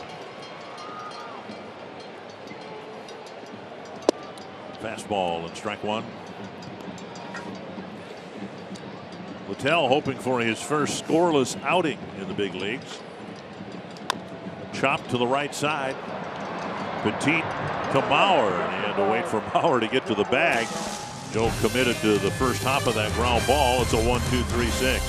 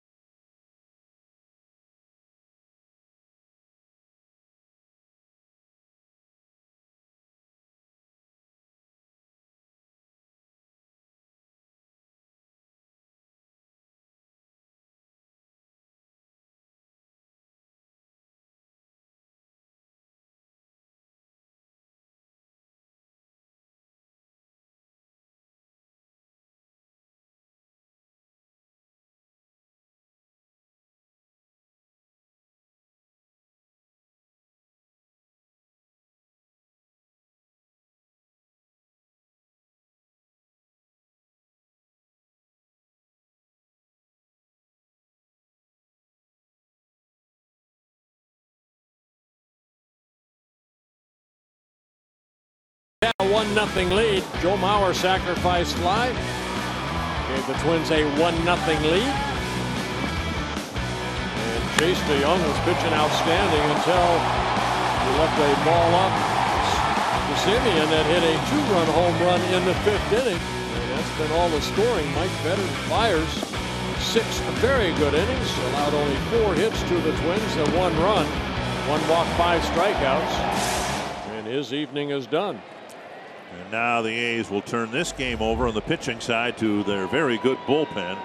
Juris Familia will be pitching the 7th inning, starting with Tyler Austin. Familia worked in last night's ball game, 1 shutout inning. Threw only 11 pitches, 9 for strikes. He gave up a couple, 1 hit, a couple strikeouts.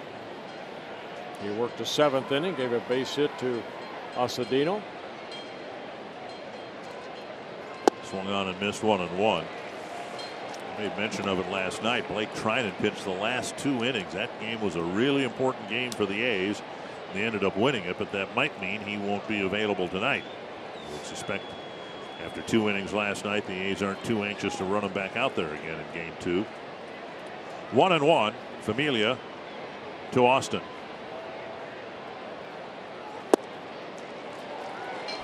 1-2. Well, they went out and got Familia. They ended out getting Fernando Rodney. A good split finger right there by Familia. Sean Kelly, another veteran.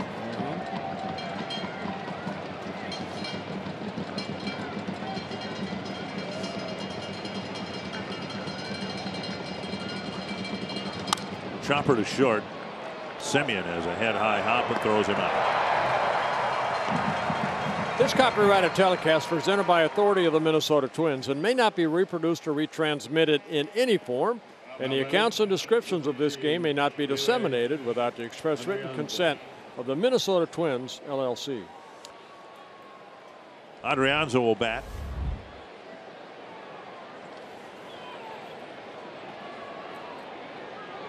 Oh for 2, a fly ball to center and a ground ball to second.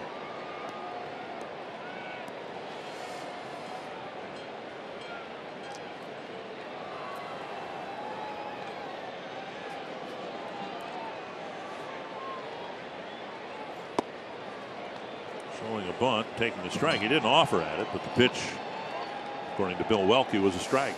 think Oakland did it the right way, and a lot of clubs do. Remember Kansas City when they won the World Series in 2015? They had the best bullpen, I think, in all of baseball at that time.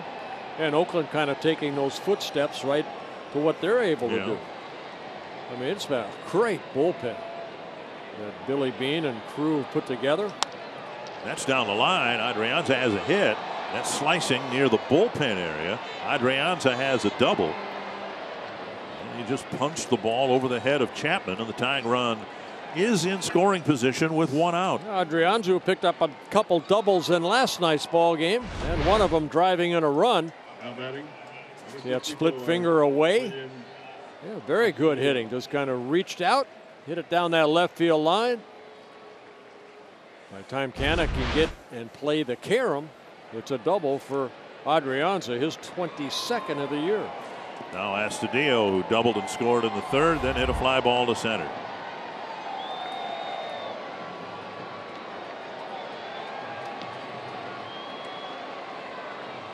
Crack to left field, down for a hit. Adrianza being waved around.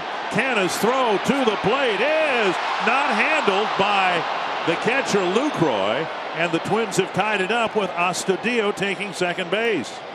Well, Astudillo got a base hit off of Familia in last night's ball game in the 8th inning, and he jumps on the first pitch here, picking up his second hit and helping the Twins tie the game at 2 apiece.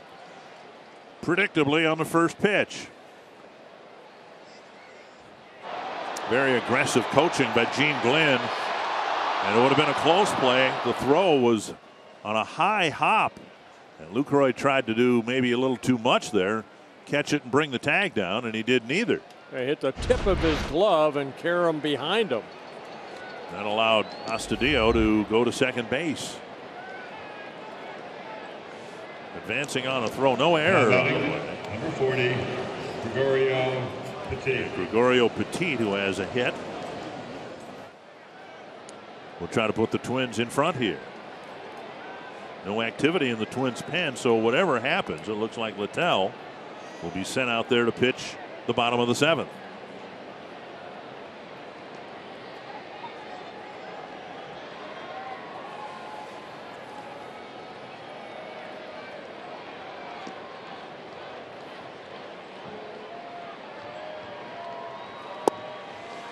Strike called with Lowrie, the second baseman, creeping toward right field from second base. Astudillo is able to do some creeping himself toward third base. Not the fastest runner in the world, but it's interesting how the A's are playing this here.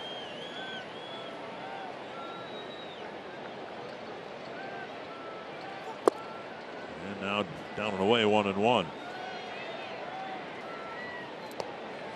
And they must respect Petit's ability to hit the ball all over the field here. That's why they're trying to keep Lowrie in a standard second baseman's position. Yeah, they know a little bit about Petit here. He actually signed with the A's and then played a couple years for him back in 2008 and 2009. Chopped foul over the head of Gene Glenn. 1-2.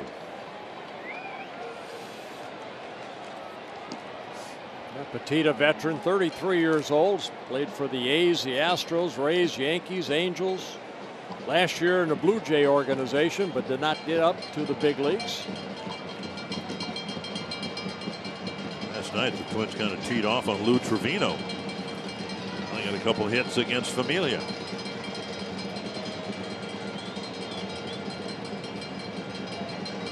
That's to short left. And a great running catch by Semien. Petit cracked his bat, and Semien covered a lot of ground to make that catch. Well, that ball looked like it just floated into Semien's glove. He went a long way for this ball. Looked like it was right off the end of the bat. And Semien just ran it down. Nice running catch by the shortstop. And Astudillo did a nice job restraining himself and not taking off from second base. Familia will come out, and Joe Mauer will bat when a tie game and another runner at second. Ryan Buckner will pitch for Oakland. Your attention, please.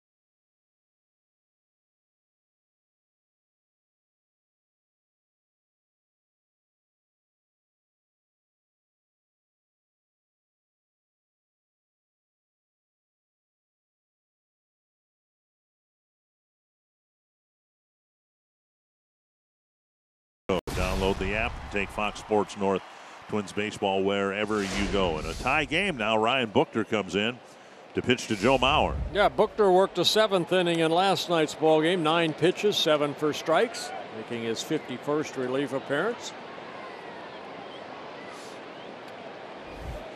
Astudillo at second with 2 down. Buchter fastball, low 90s, slider, and a changeup. Off the plate, ball 1. Mauer's 1 for 2 with a sacrifice fly.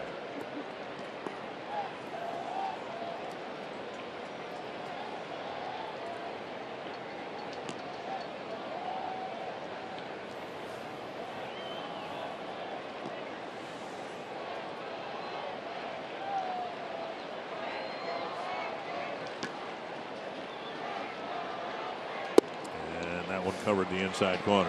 Yeah, Buchter last night faced Cave, Grossman, and Kepler in the 7th inning. Fernando Rodney starting to get loose.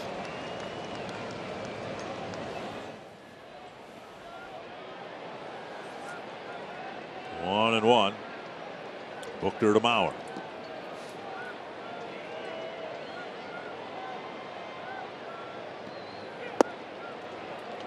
Two and one. That slider just outside.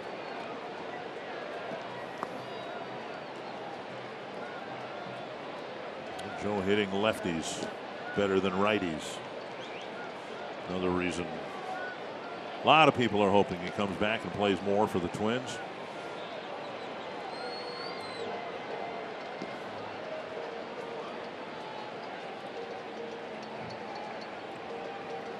Swung on and missed. 2-2.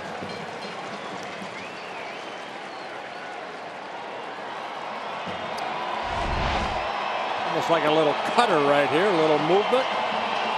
Not a big slider break. Mauer swinging through it.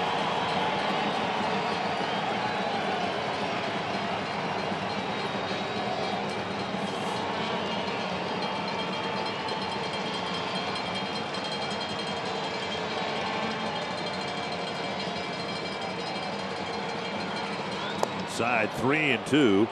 Polanco on deck.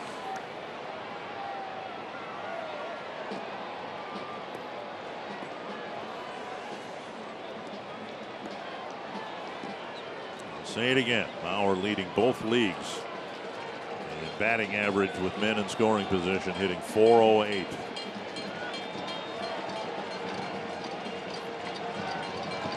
There he is, a man in scoring position. Go ahead run at second.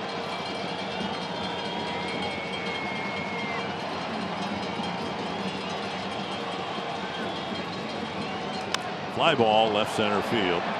Laureano wants it. And he's got it. The Twins get one and leave one in the top of the 7th, and we are tied at 2.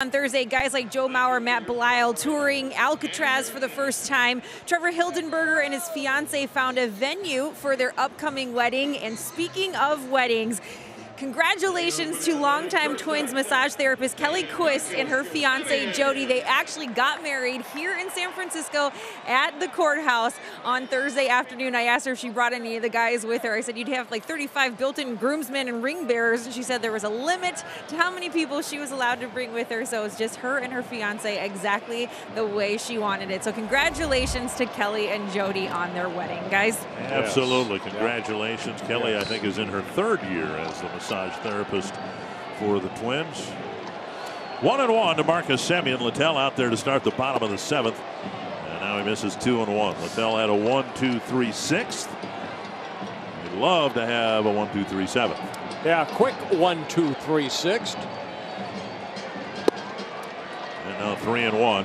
Semien hit the 2-run home run against Chase DeYoung for the 2 Oakland runs. Popped up. Rumor has it there's a lot of foul territory here. Where'd you hear that? And Mauer with the catch, 1 away. Good fastball ran in on Semien, who was swinging away right there. He's looking for a fastball away. Fastball ran in, and he popped it up foul. So take a look at the pitch. See a little bit of movement. Semien a little out front, popped it straight up.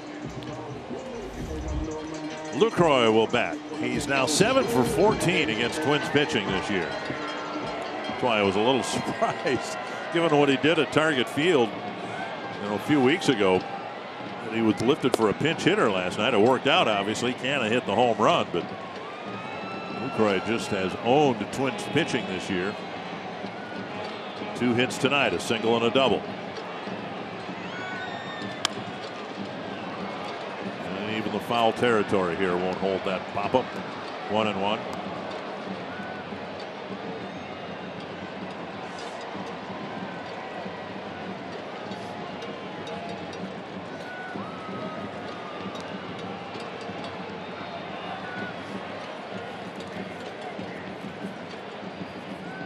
Breaking ball hit to center.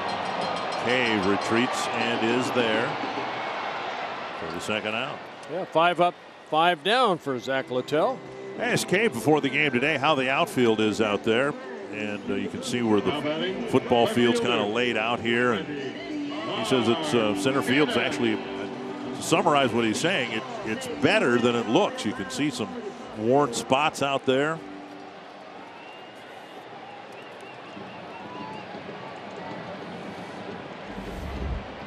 Remember when the Twins played the A's in the ALDS after the 2002 season. The field really looked rough because the Raiders had been playing on it. Beaten foul by Canna. Kind of way the old Met was when the Vikings shared it with the Twins. And the kicks. I mean, that ballpark. There were a lot of holes out in the outfield.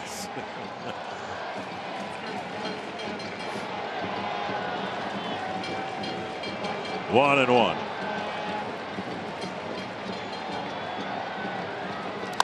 And yet, come playoff time in December, Metropolitan Stadium had the greenest grass.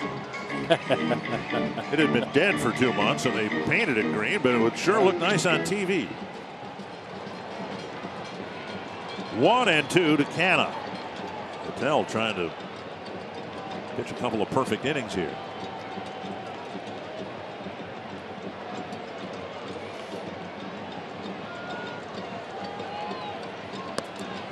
Almost got him to chase a breaking ball. Good tight curveball right there.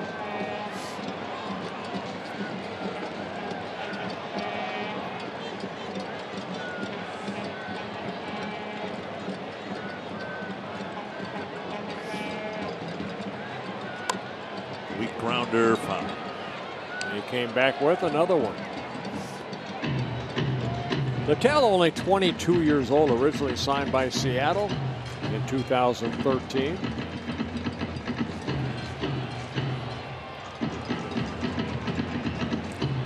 So something that we probably should mention more often. He is only 22 years old. And here he is pitching in the big leagues.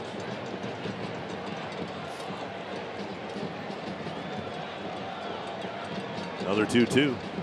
Another foul ball.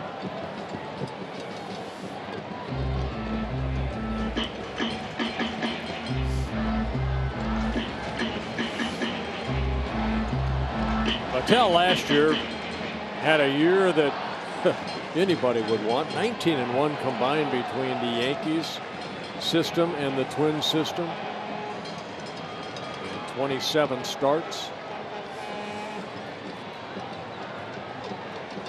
19-1.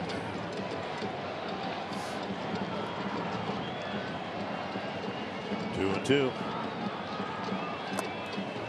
That gets by Astudillo a full count with Chapman on deck. Finished the year at Chattanooga, the Twins AA affiliate. Started there this year, went through AAA, and now he's here. Started last year in A-ball in the Yankee organization. Breaking ball got him, and a couple of perfect innings for Zach Littell.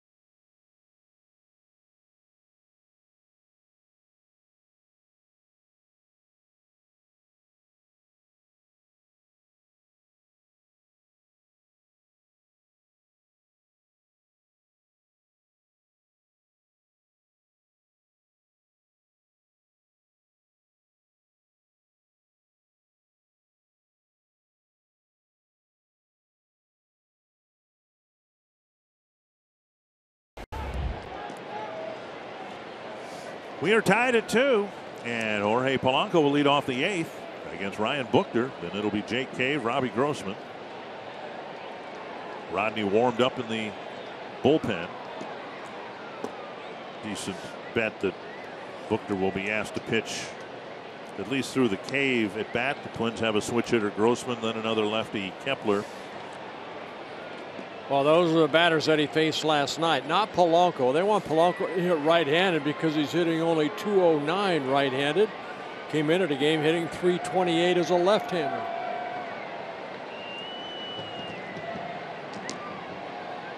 Pop foul, out of play. 1-1.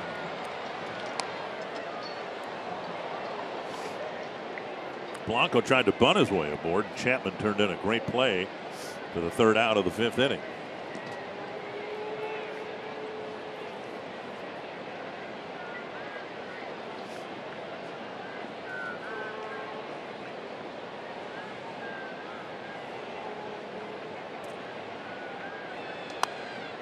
Backing out of play again.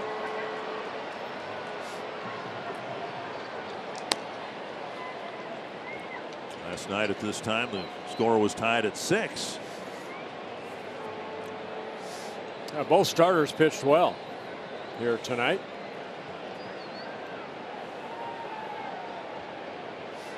One thing the bullpen for the the A's have been able to do, 41 wins out of that bullpen. Let's see, Oakland a franchise record, most wins out of a bullpen for the A's, but this year the Tampa Bay Rays, they have had 52 wins out of their bullpen.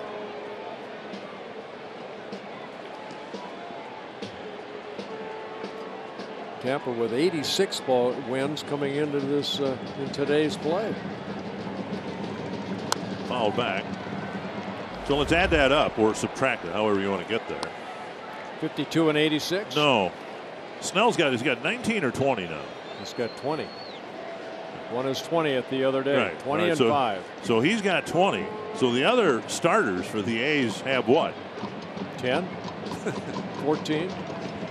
Yeah, 86. 2-2 to Polanco.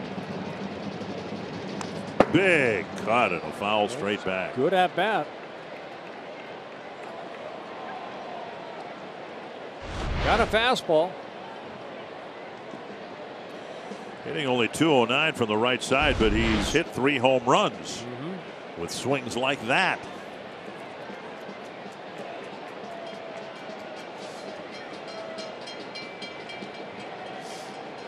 Booker's allowed 4 home runs, this being his 51st relief appearance.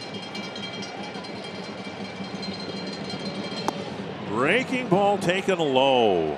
How do you take that pitch with 2 strikes? Wow.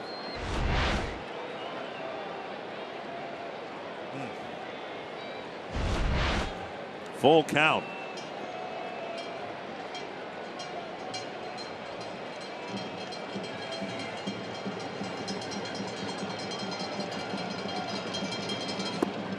What a walk by Polanco. Wow. Good eye. Took another close breaking ball. The leadoff man is on for Cave. See, to me, Polanco, and I just watching him, he's one of these guys like we talked about Rod Carew. He's one of these hitters that I think he picks up the ball very quickly. To take that breaking ball twice in a row, wow, that's a good walk. We'll see how the Twins play it here now. Cave will bat. Has struck out twice and hit a fly ball to left. Cave last night against Booker hit a fly ball to center. 4 out.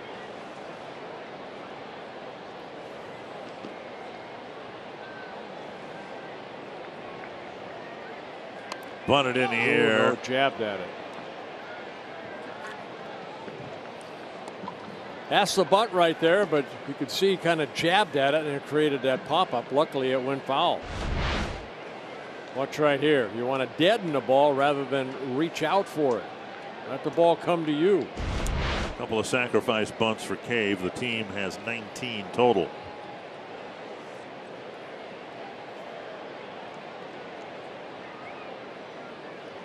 And Oakland has how many? 6. 6. Yeah.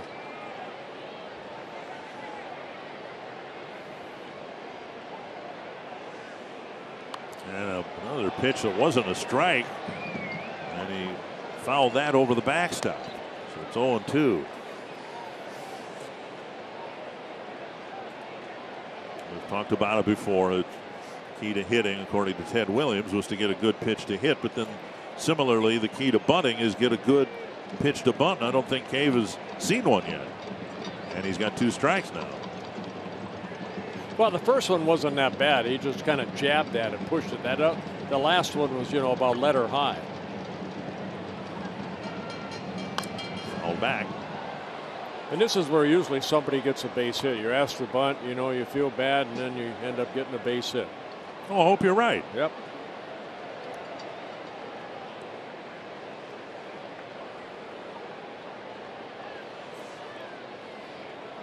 One of the reasons the Twins had Cave bunting on the first 2 strikes is he's struggled a bit against lefties.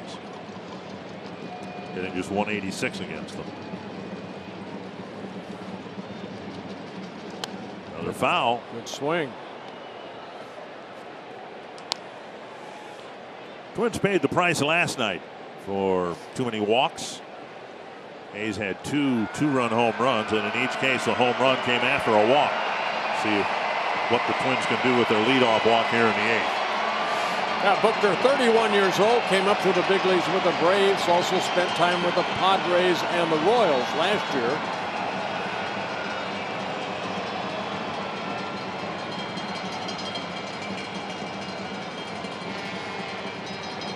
Breaking ball, beaten foul, and Caves had gotten a piece of just about everything Buckner has.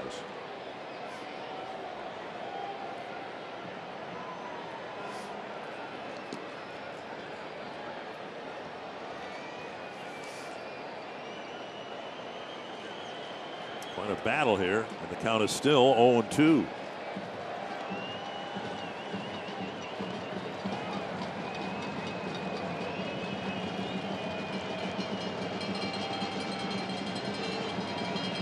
And they've got him picked off.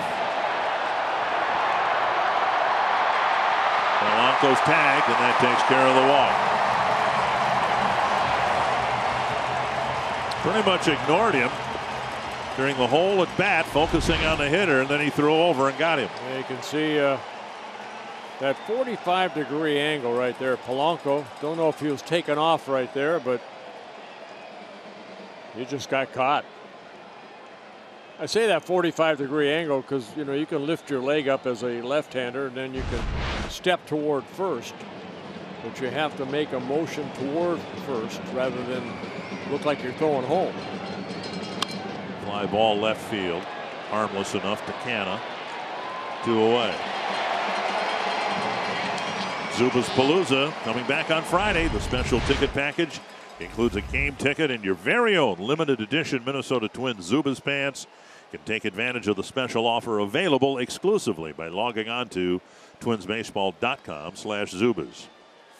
Switch hitter Robbie Grossman will hit next, and he'll hit against a former teammate, it appears. Fernando Rodney ambling in from the dugout, or from the bullpen rather, with 2 down and the bases empty in the 8th.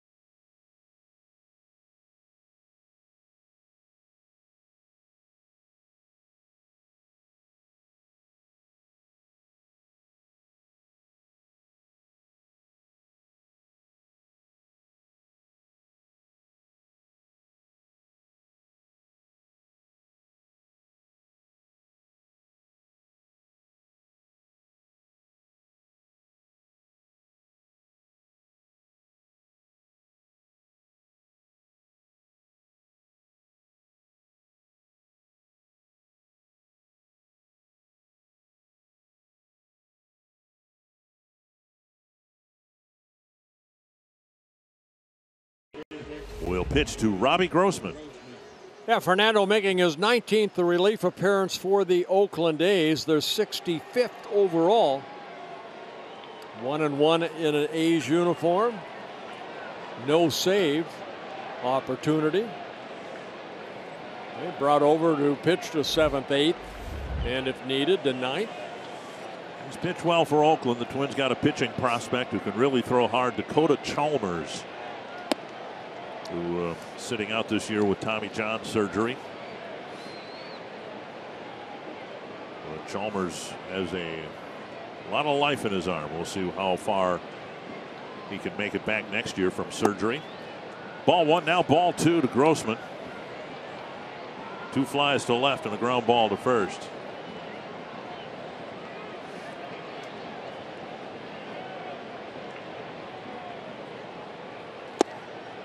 strike. Everybody with the Twins enjoyed Rodney's tenure with the Twins. He enjoyed his tenure with the Twins. Opportunity for Rodney to pitch on a contending team.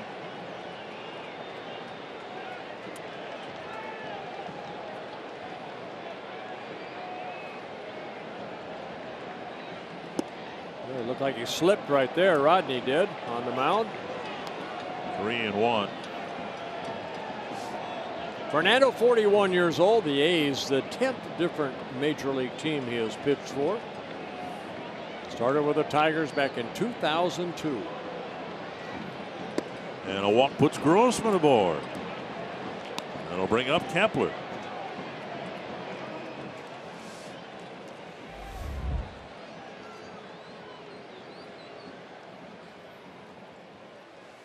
Kepler with a walk, a fly ball, and a strikeout. Kepler.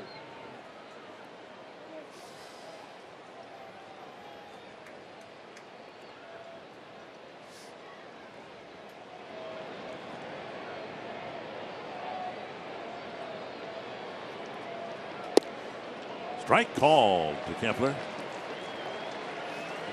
A's the 10th team Rodney's pitched for. Been a flurry of them the last few years.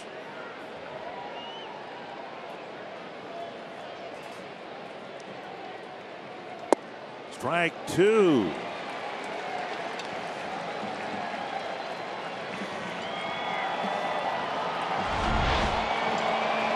Well, fastball, outer half of the plate. Of course, Fernando with that great changeup. And Kepler fights off a fastball. He's going after Kepler with all fastballs. We saw him earlier this summer get that fastball, 95, 97 miles an hour. Green had that one clocked at 96.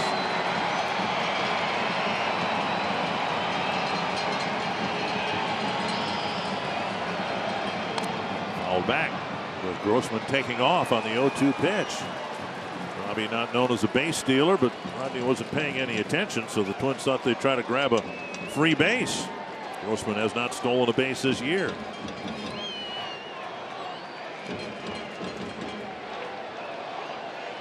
And Lucroy will use a trip to the mound.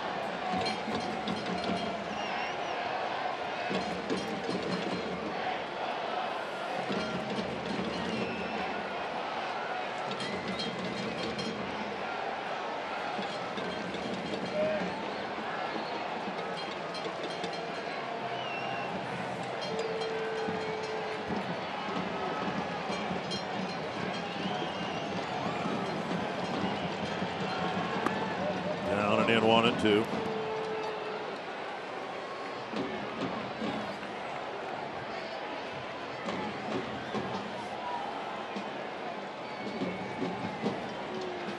Saved 25 ball games for the Twins. 325 saves in his career. And a throw over.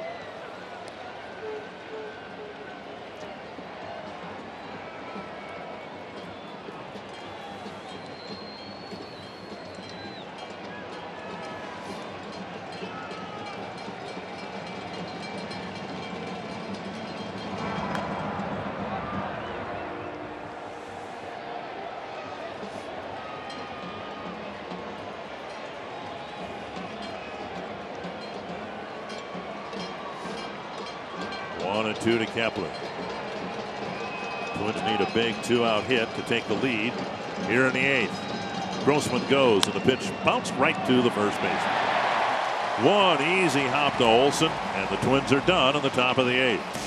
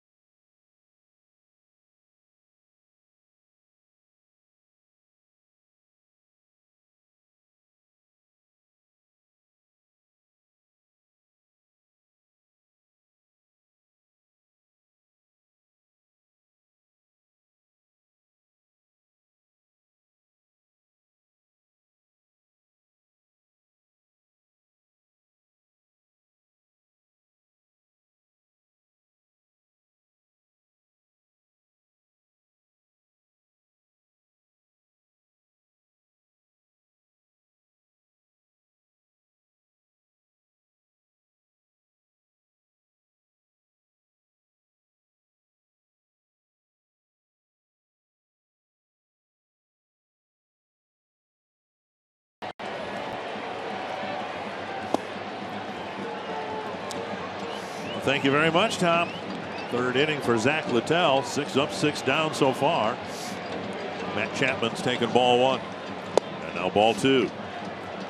This will be a good test for Littell right here, right through the heart of the A's lineup. All the power.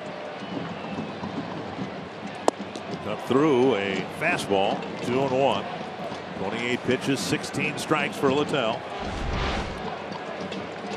High fastball.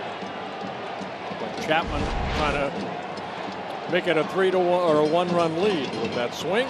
Bouncer to third and through.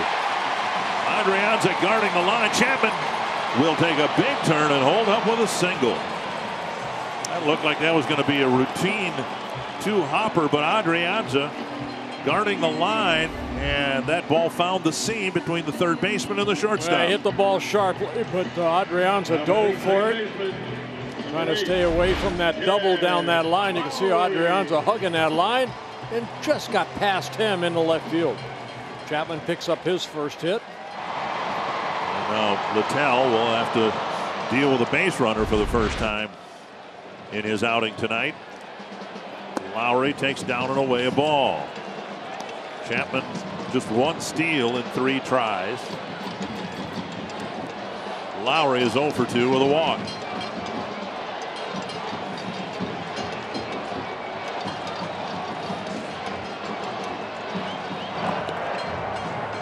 Adrianza playing in on the grass at third base. Twins were in the same situation after the leadoff walk in the top of this inning, and they did not get the bunt down. See if Lowrie's asked to bunt here. Remember, the A's don't like the bunt. They just have 6 all year. There's a solid single to center. Adrianza was in on the grass, but now the A's have a couple of singles to start their 8th inning. And now Chris Davis. Well, looked like a high fastball right here. Lowrie lining it right back into center field. So Littell facing 2 men in the 8th. He's given up 2 base hits, and he'll be relieved after a couple of 1, 2, 3 innings. He will leave a couple of runners to be inherited. An encouraging outing for Littell, but back-to-back hits here to start the 8th inning. Attention, please. Coming in.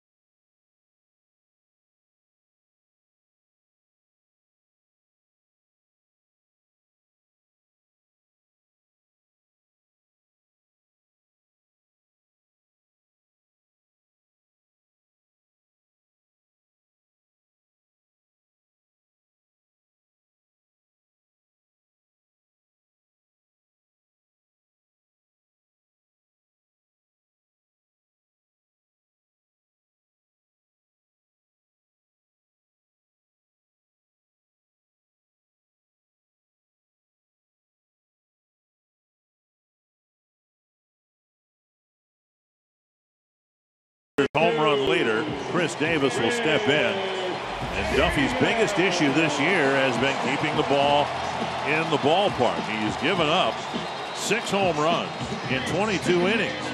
Making his 17th appearance.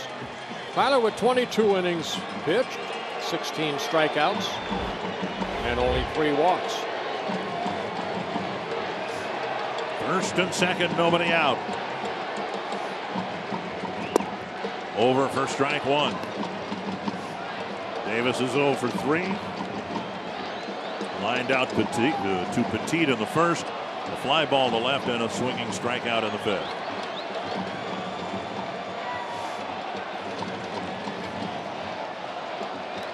Bouncer to third. Adrianza to second for one. Relay to first. A beautiful around the horn double play. And the veteran Petit at second base. Another nice turn. The throw was low, but Petit able to get it and put something on that throw to get Davis. They said he threw me a sinker. It was a long throw for a third baseman.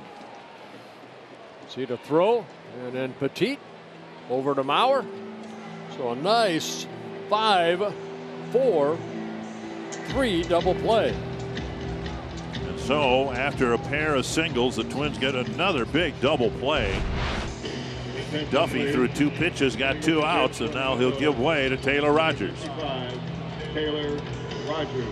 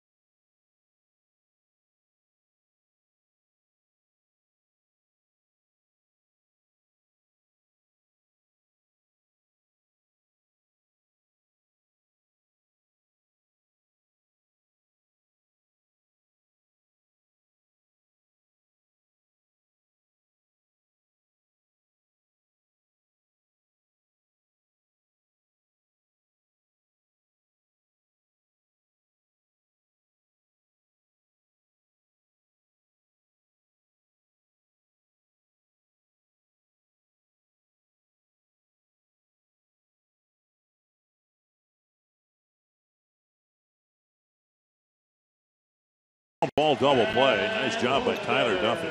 Yeah, he threw a breaking ball to Davis. That turn helped get hopefully the Twins out of this inning. They got 1 out to get, and that'll hopefully get Taylor Rogers get that final out. He's got that streak going. 23 1/3 innings of shutout baseball for Taylor Rogers.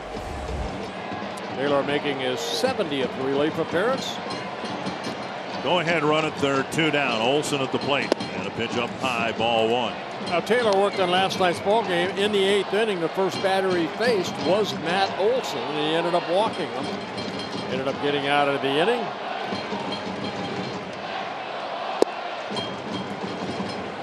This for the fastball inside, 2-0.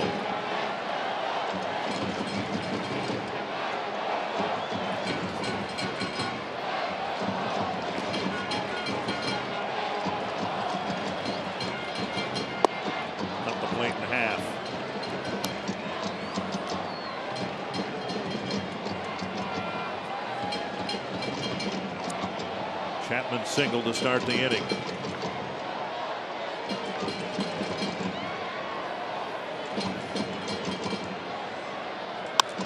Toward the hole, backhanded pickup. Polanco comes up firing, and Mauer digs it out on the backhand side. Wow, what a play by the shortstop and the first baseman to keep this a 2-2 game.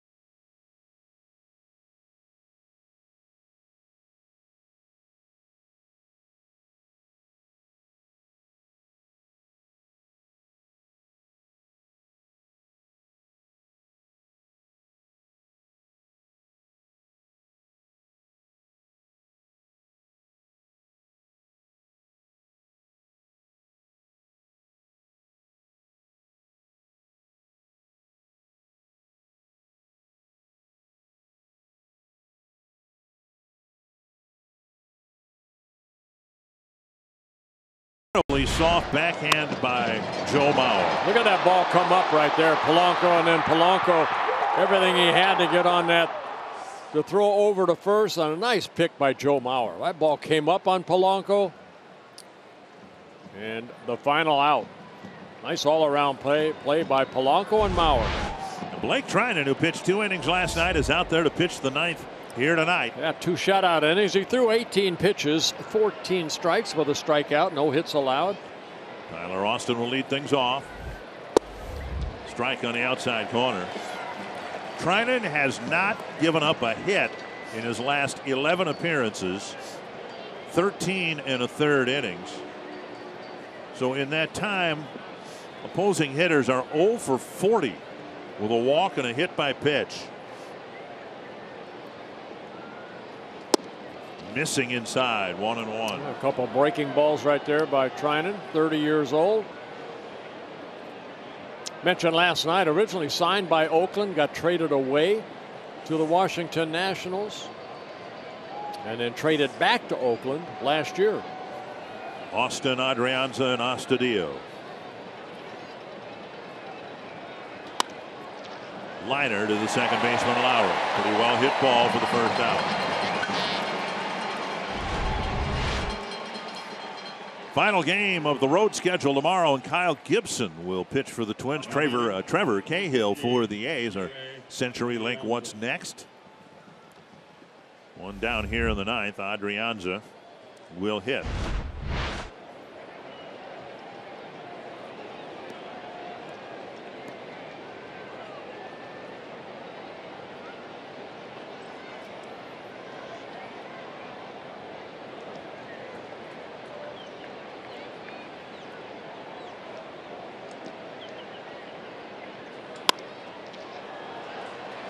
Awkward backhanded play by Lowrie, and he makes it for out number 2. That ball came up on him, so a nice defensive play by Lowrie at second base.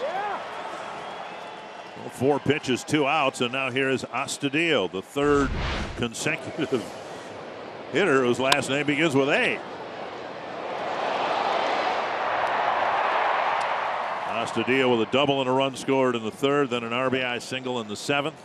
Yeah, that gave us a better view right there of that ball coming up, almost as it did to Polanco at short.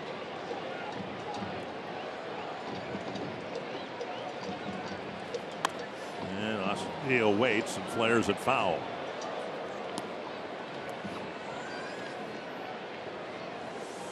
Well, the Twins will either win this game or they will suffer their 15th walk-off loss of the year. Trevor Hildenberger loosening up in the bullpen for the Twins. Checked his swing. I'm not sure how. 1-1.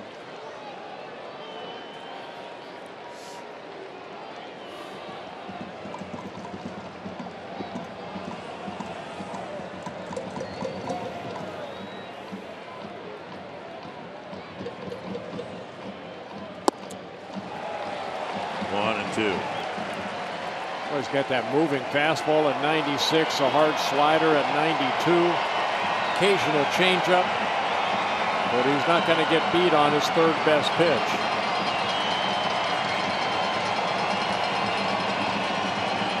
One and 2 to Astudillo. Hope to left center. Canna coming in. He won't get there, and Astudillo has his 3rd hit. And Trinan's hitless streak is broken. It'd be amazing if he just tried to make contact. Astudillo, of course, doesn't strike out much, doesn't walk much. 2 strikes on him. Hard slider, just kind of sticks the bat out there and hits it softly into left field. It's a joy to watch. Somebody who's got a 2-strike approach. Not many hitters have that anymore. And now here is Petit. Singled his first time up.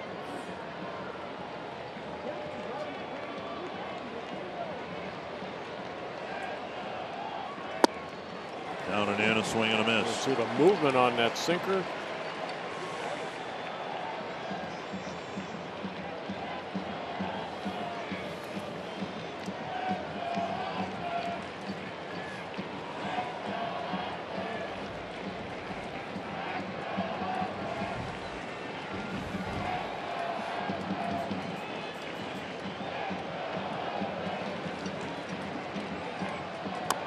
foul. Now it's 0-2. The A's can reduce their magic number to 1 with a win here. And Trinan, who pitched 2 innings last night, went back out there.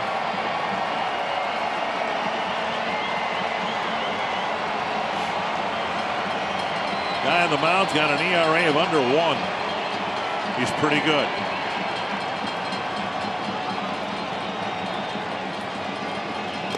Strike 3. And we'll go to the bottom of the 9th, tied.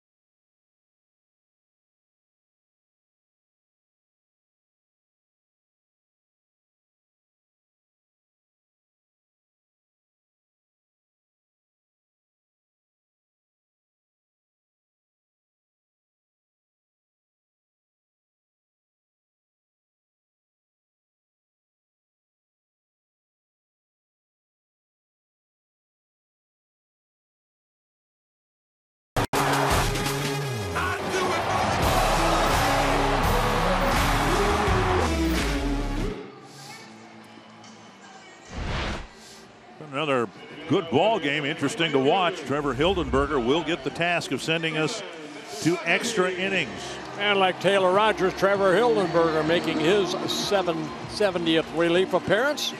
Grew up in this area. Went to University of California, Berkeley.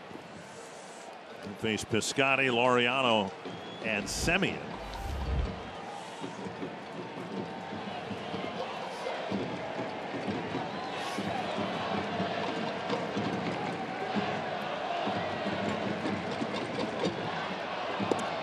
Out in front of the changeup.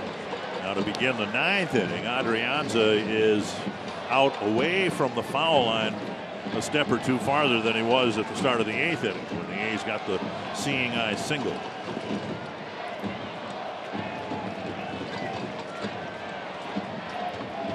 Outside, 1-1.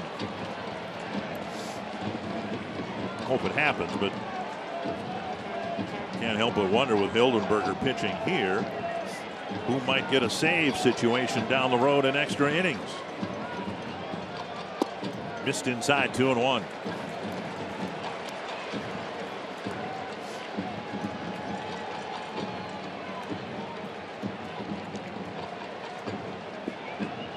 Hildenberger, the 6th relief pitcher used. Ripped down the line, fair into the corner. Piscotti rounds first. On his way to second, and it's opening double for the A's here in the 9th.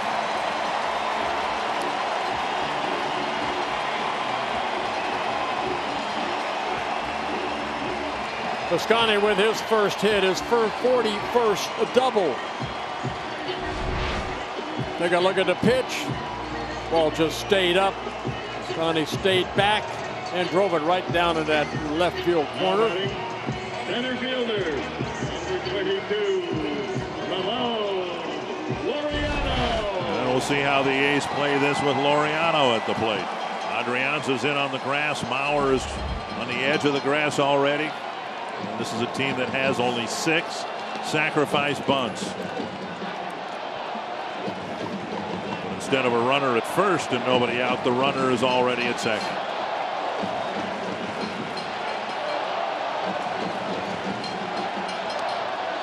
Bunt, foul, 1 strike. Laureano does not have a sacrifice yet, this being his rookie season. Chad Pinder has 2. Marcus Semien has 2. Lucroy has 1. Matt Joyce has 1. And that's it.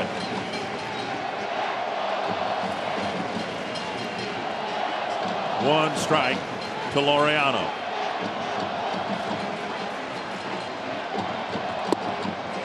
Took a called second strike and showed no indication of bunting.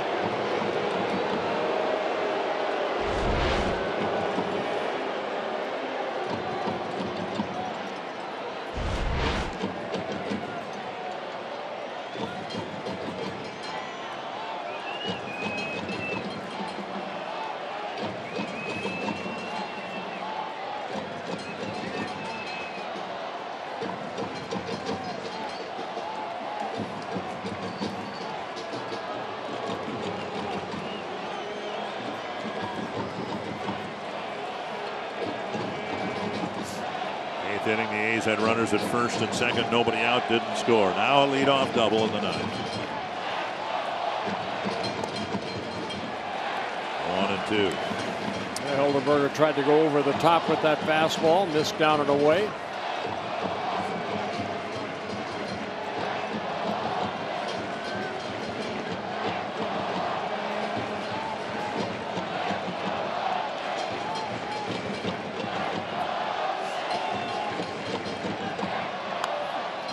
So the changeup.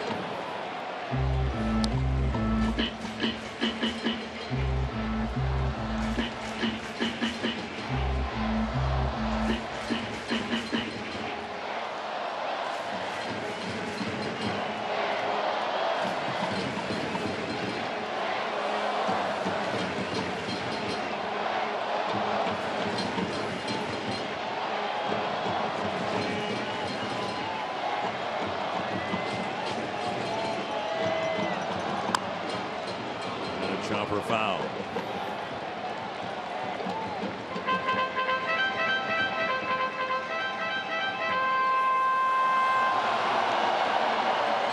Hildenberger, 66 strikeouts in 71 innings coming into this ball game. Well, he could use one here. Yep.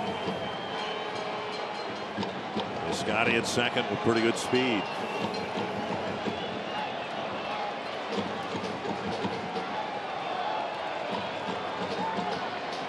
Got him. Got him. Got the strikeout. 1 down. Right, it looked like a good changeup. Great location, down and away.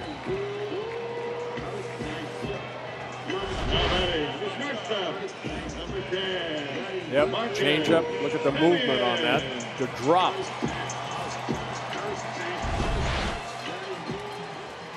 Twins would be pitching a shutout right now if not for Semien's 2-run home run in the 5th against Chase DeYoung.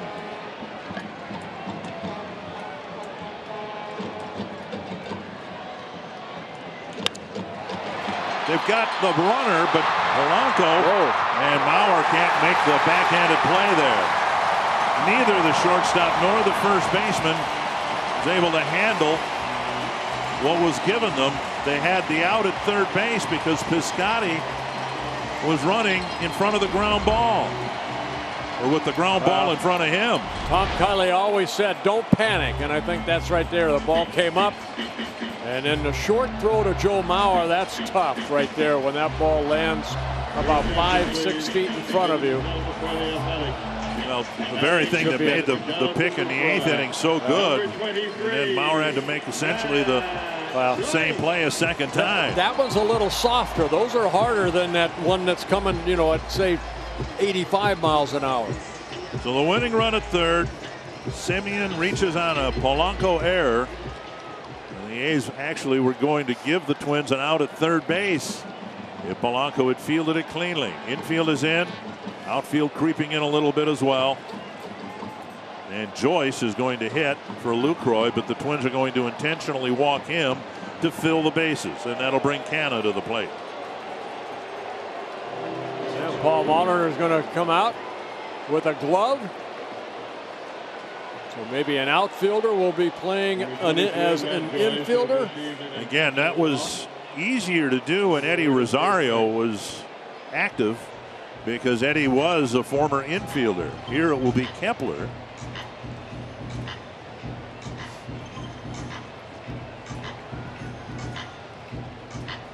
Who will be asked to man an infield position. Running for joint, number 11, Dustin Fowler. This is where maybe having only two available bench players kind of hurts the Twins right here. You bring in a left-hander, Kepler. We'll see where they put him at first base. And Maurer will play around the middle between first and second. So Kepler will keep his right fielder's glove on. Maurer will move over. So 5 infielders will line up on the edge of the infield grass.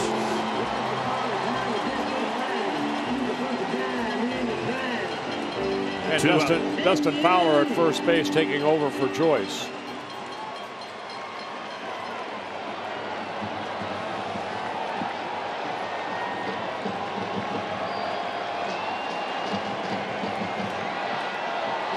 Canna takes a strike at the knees.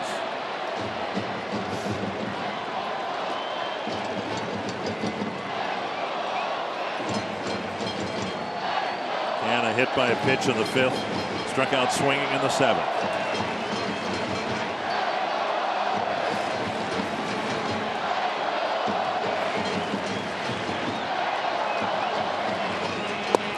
Oh, and 2.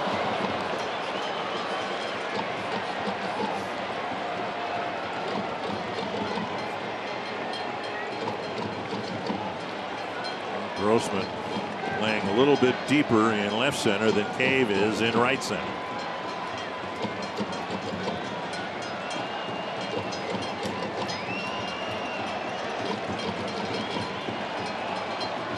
Oh, and 2 to Canna.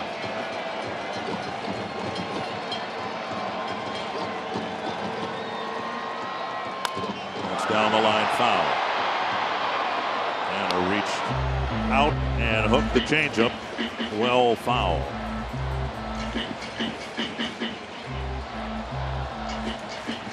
I don't know, has Trevor shown that overhand fastball yet in this outing? Yes, he did. He showed it to I think Piscotty. Just one. Another 0-2. Another changeup, spun foul.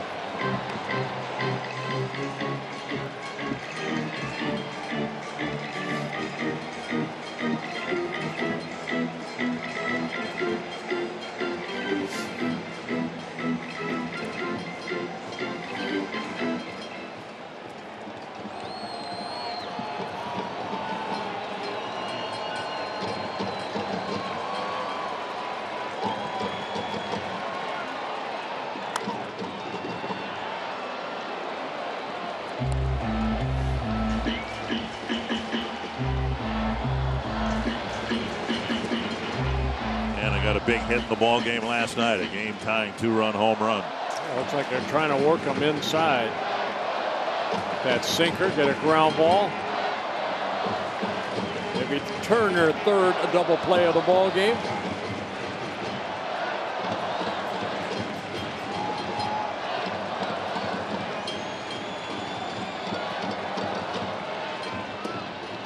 Missed inside.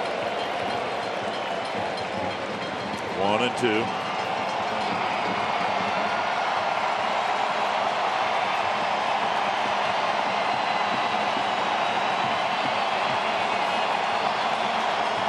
Only because they can be forced at any base do the other runners matter here. Piscotty's the winning run at third.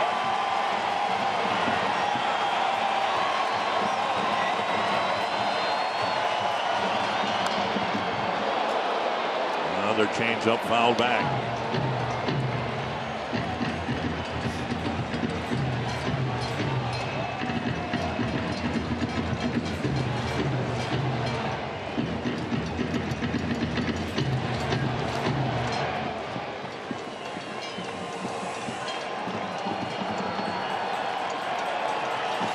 driver trying to get a ground ball, trying to pick up a strikeout.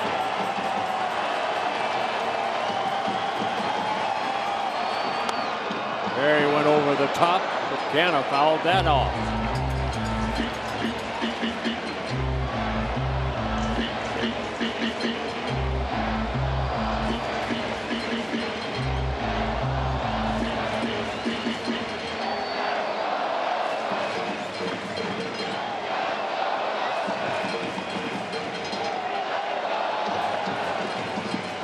One and two to Mark Canna.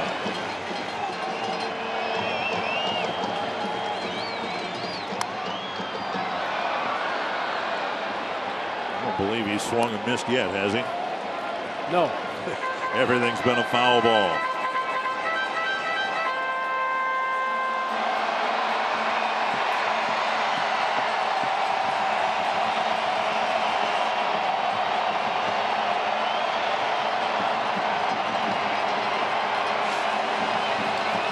Pitch coming in this at bat. Number 10.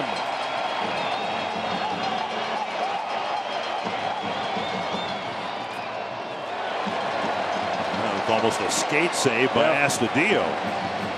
Went into the butterfly there, and he caught it with his glove, but he had his right leg extended. Tried the breaking ball away.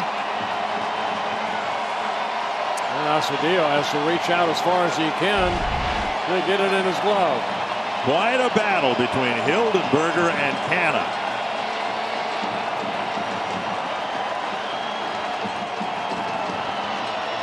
Got him with a changeup, 2 down.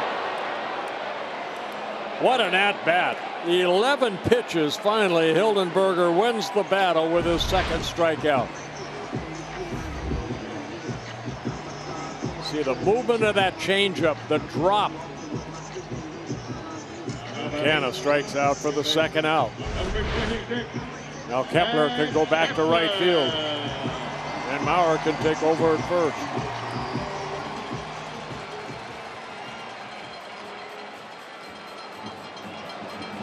Chapman with 2 down, and the base is still loaded.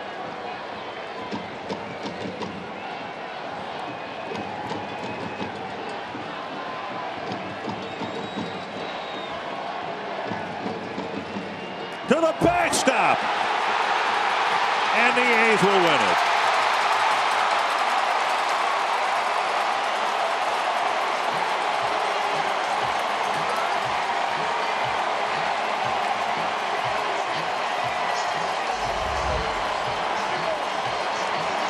A wild pitch walks off the Twins for the 15th time.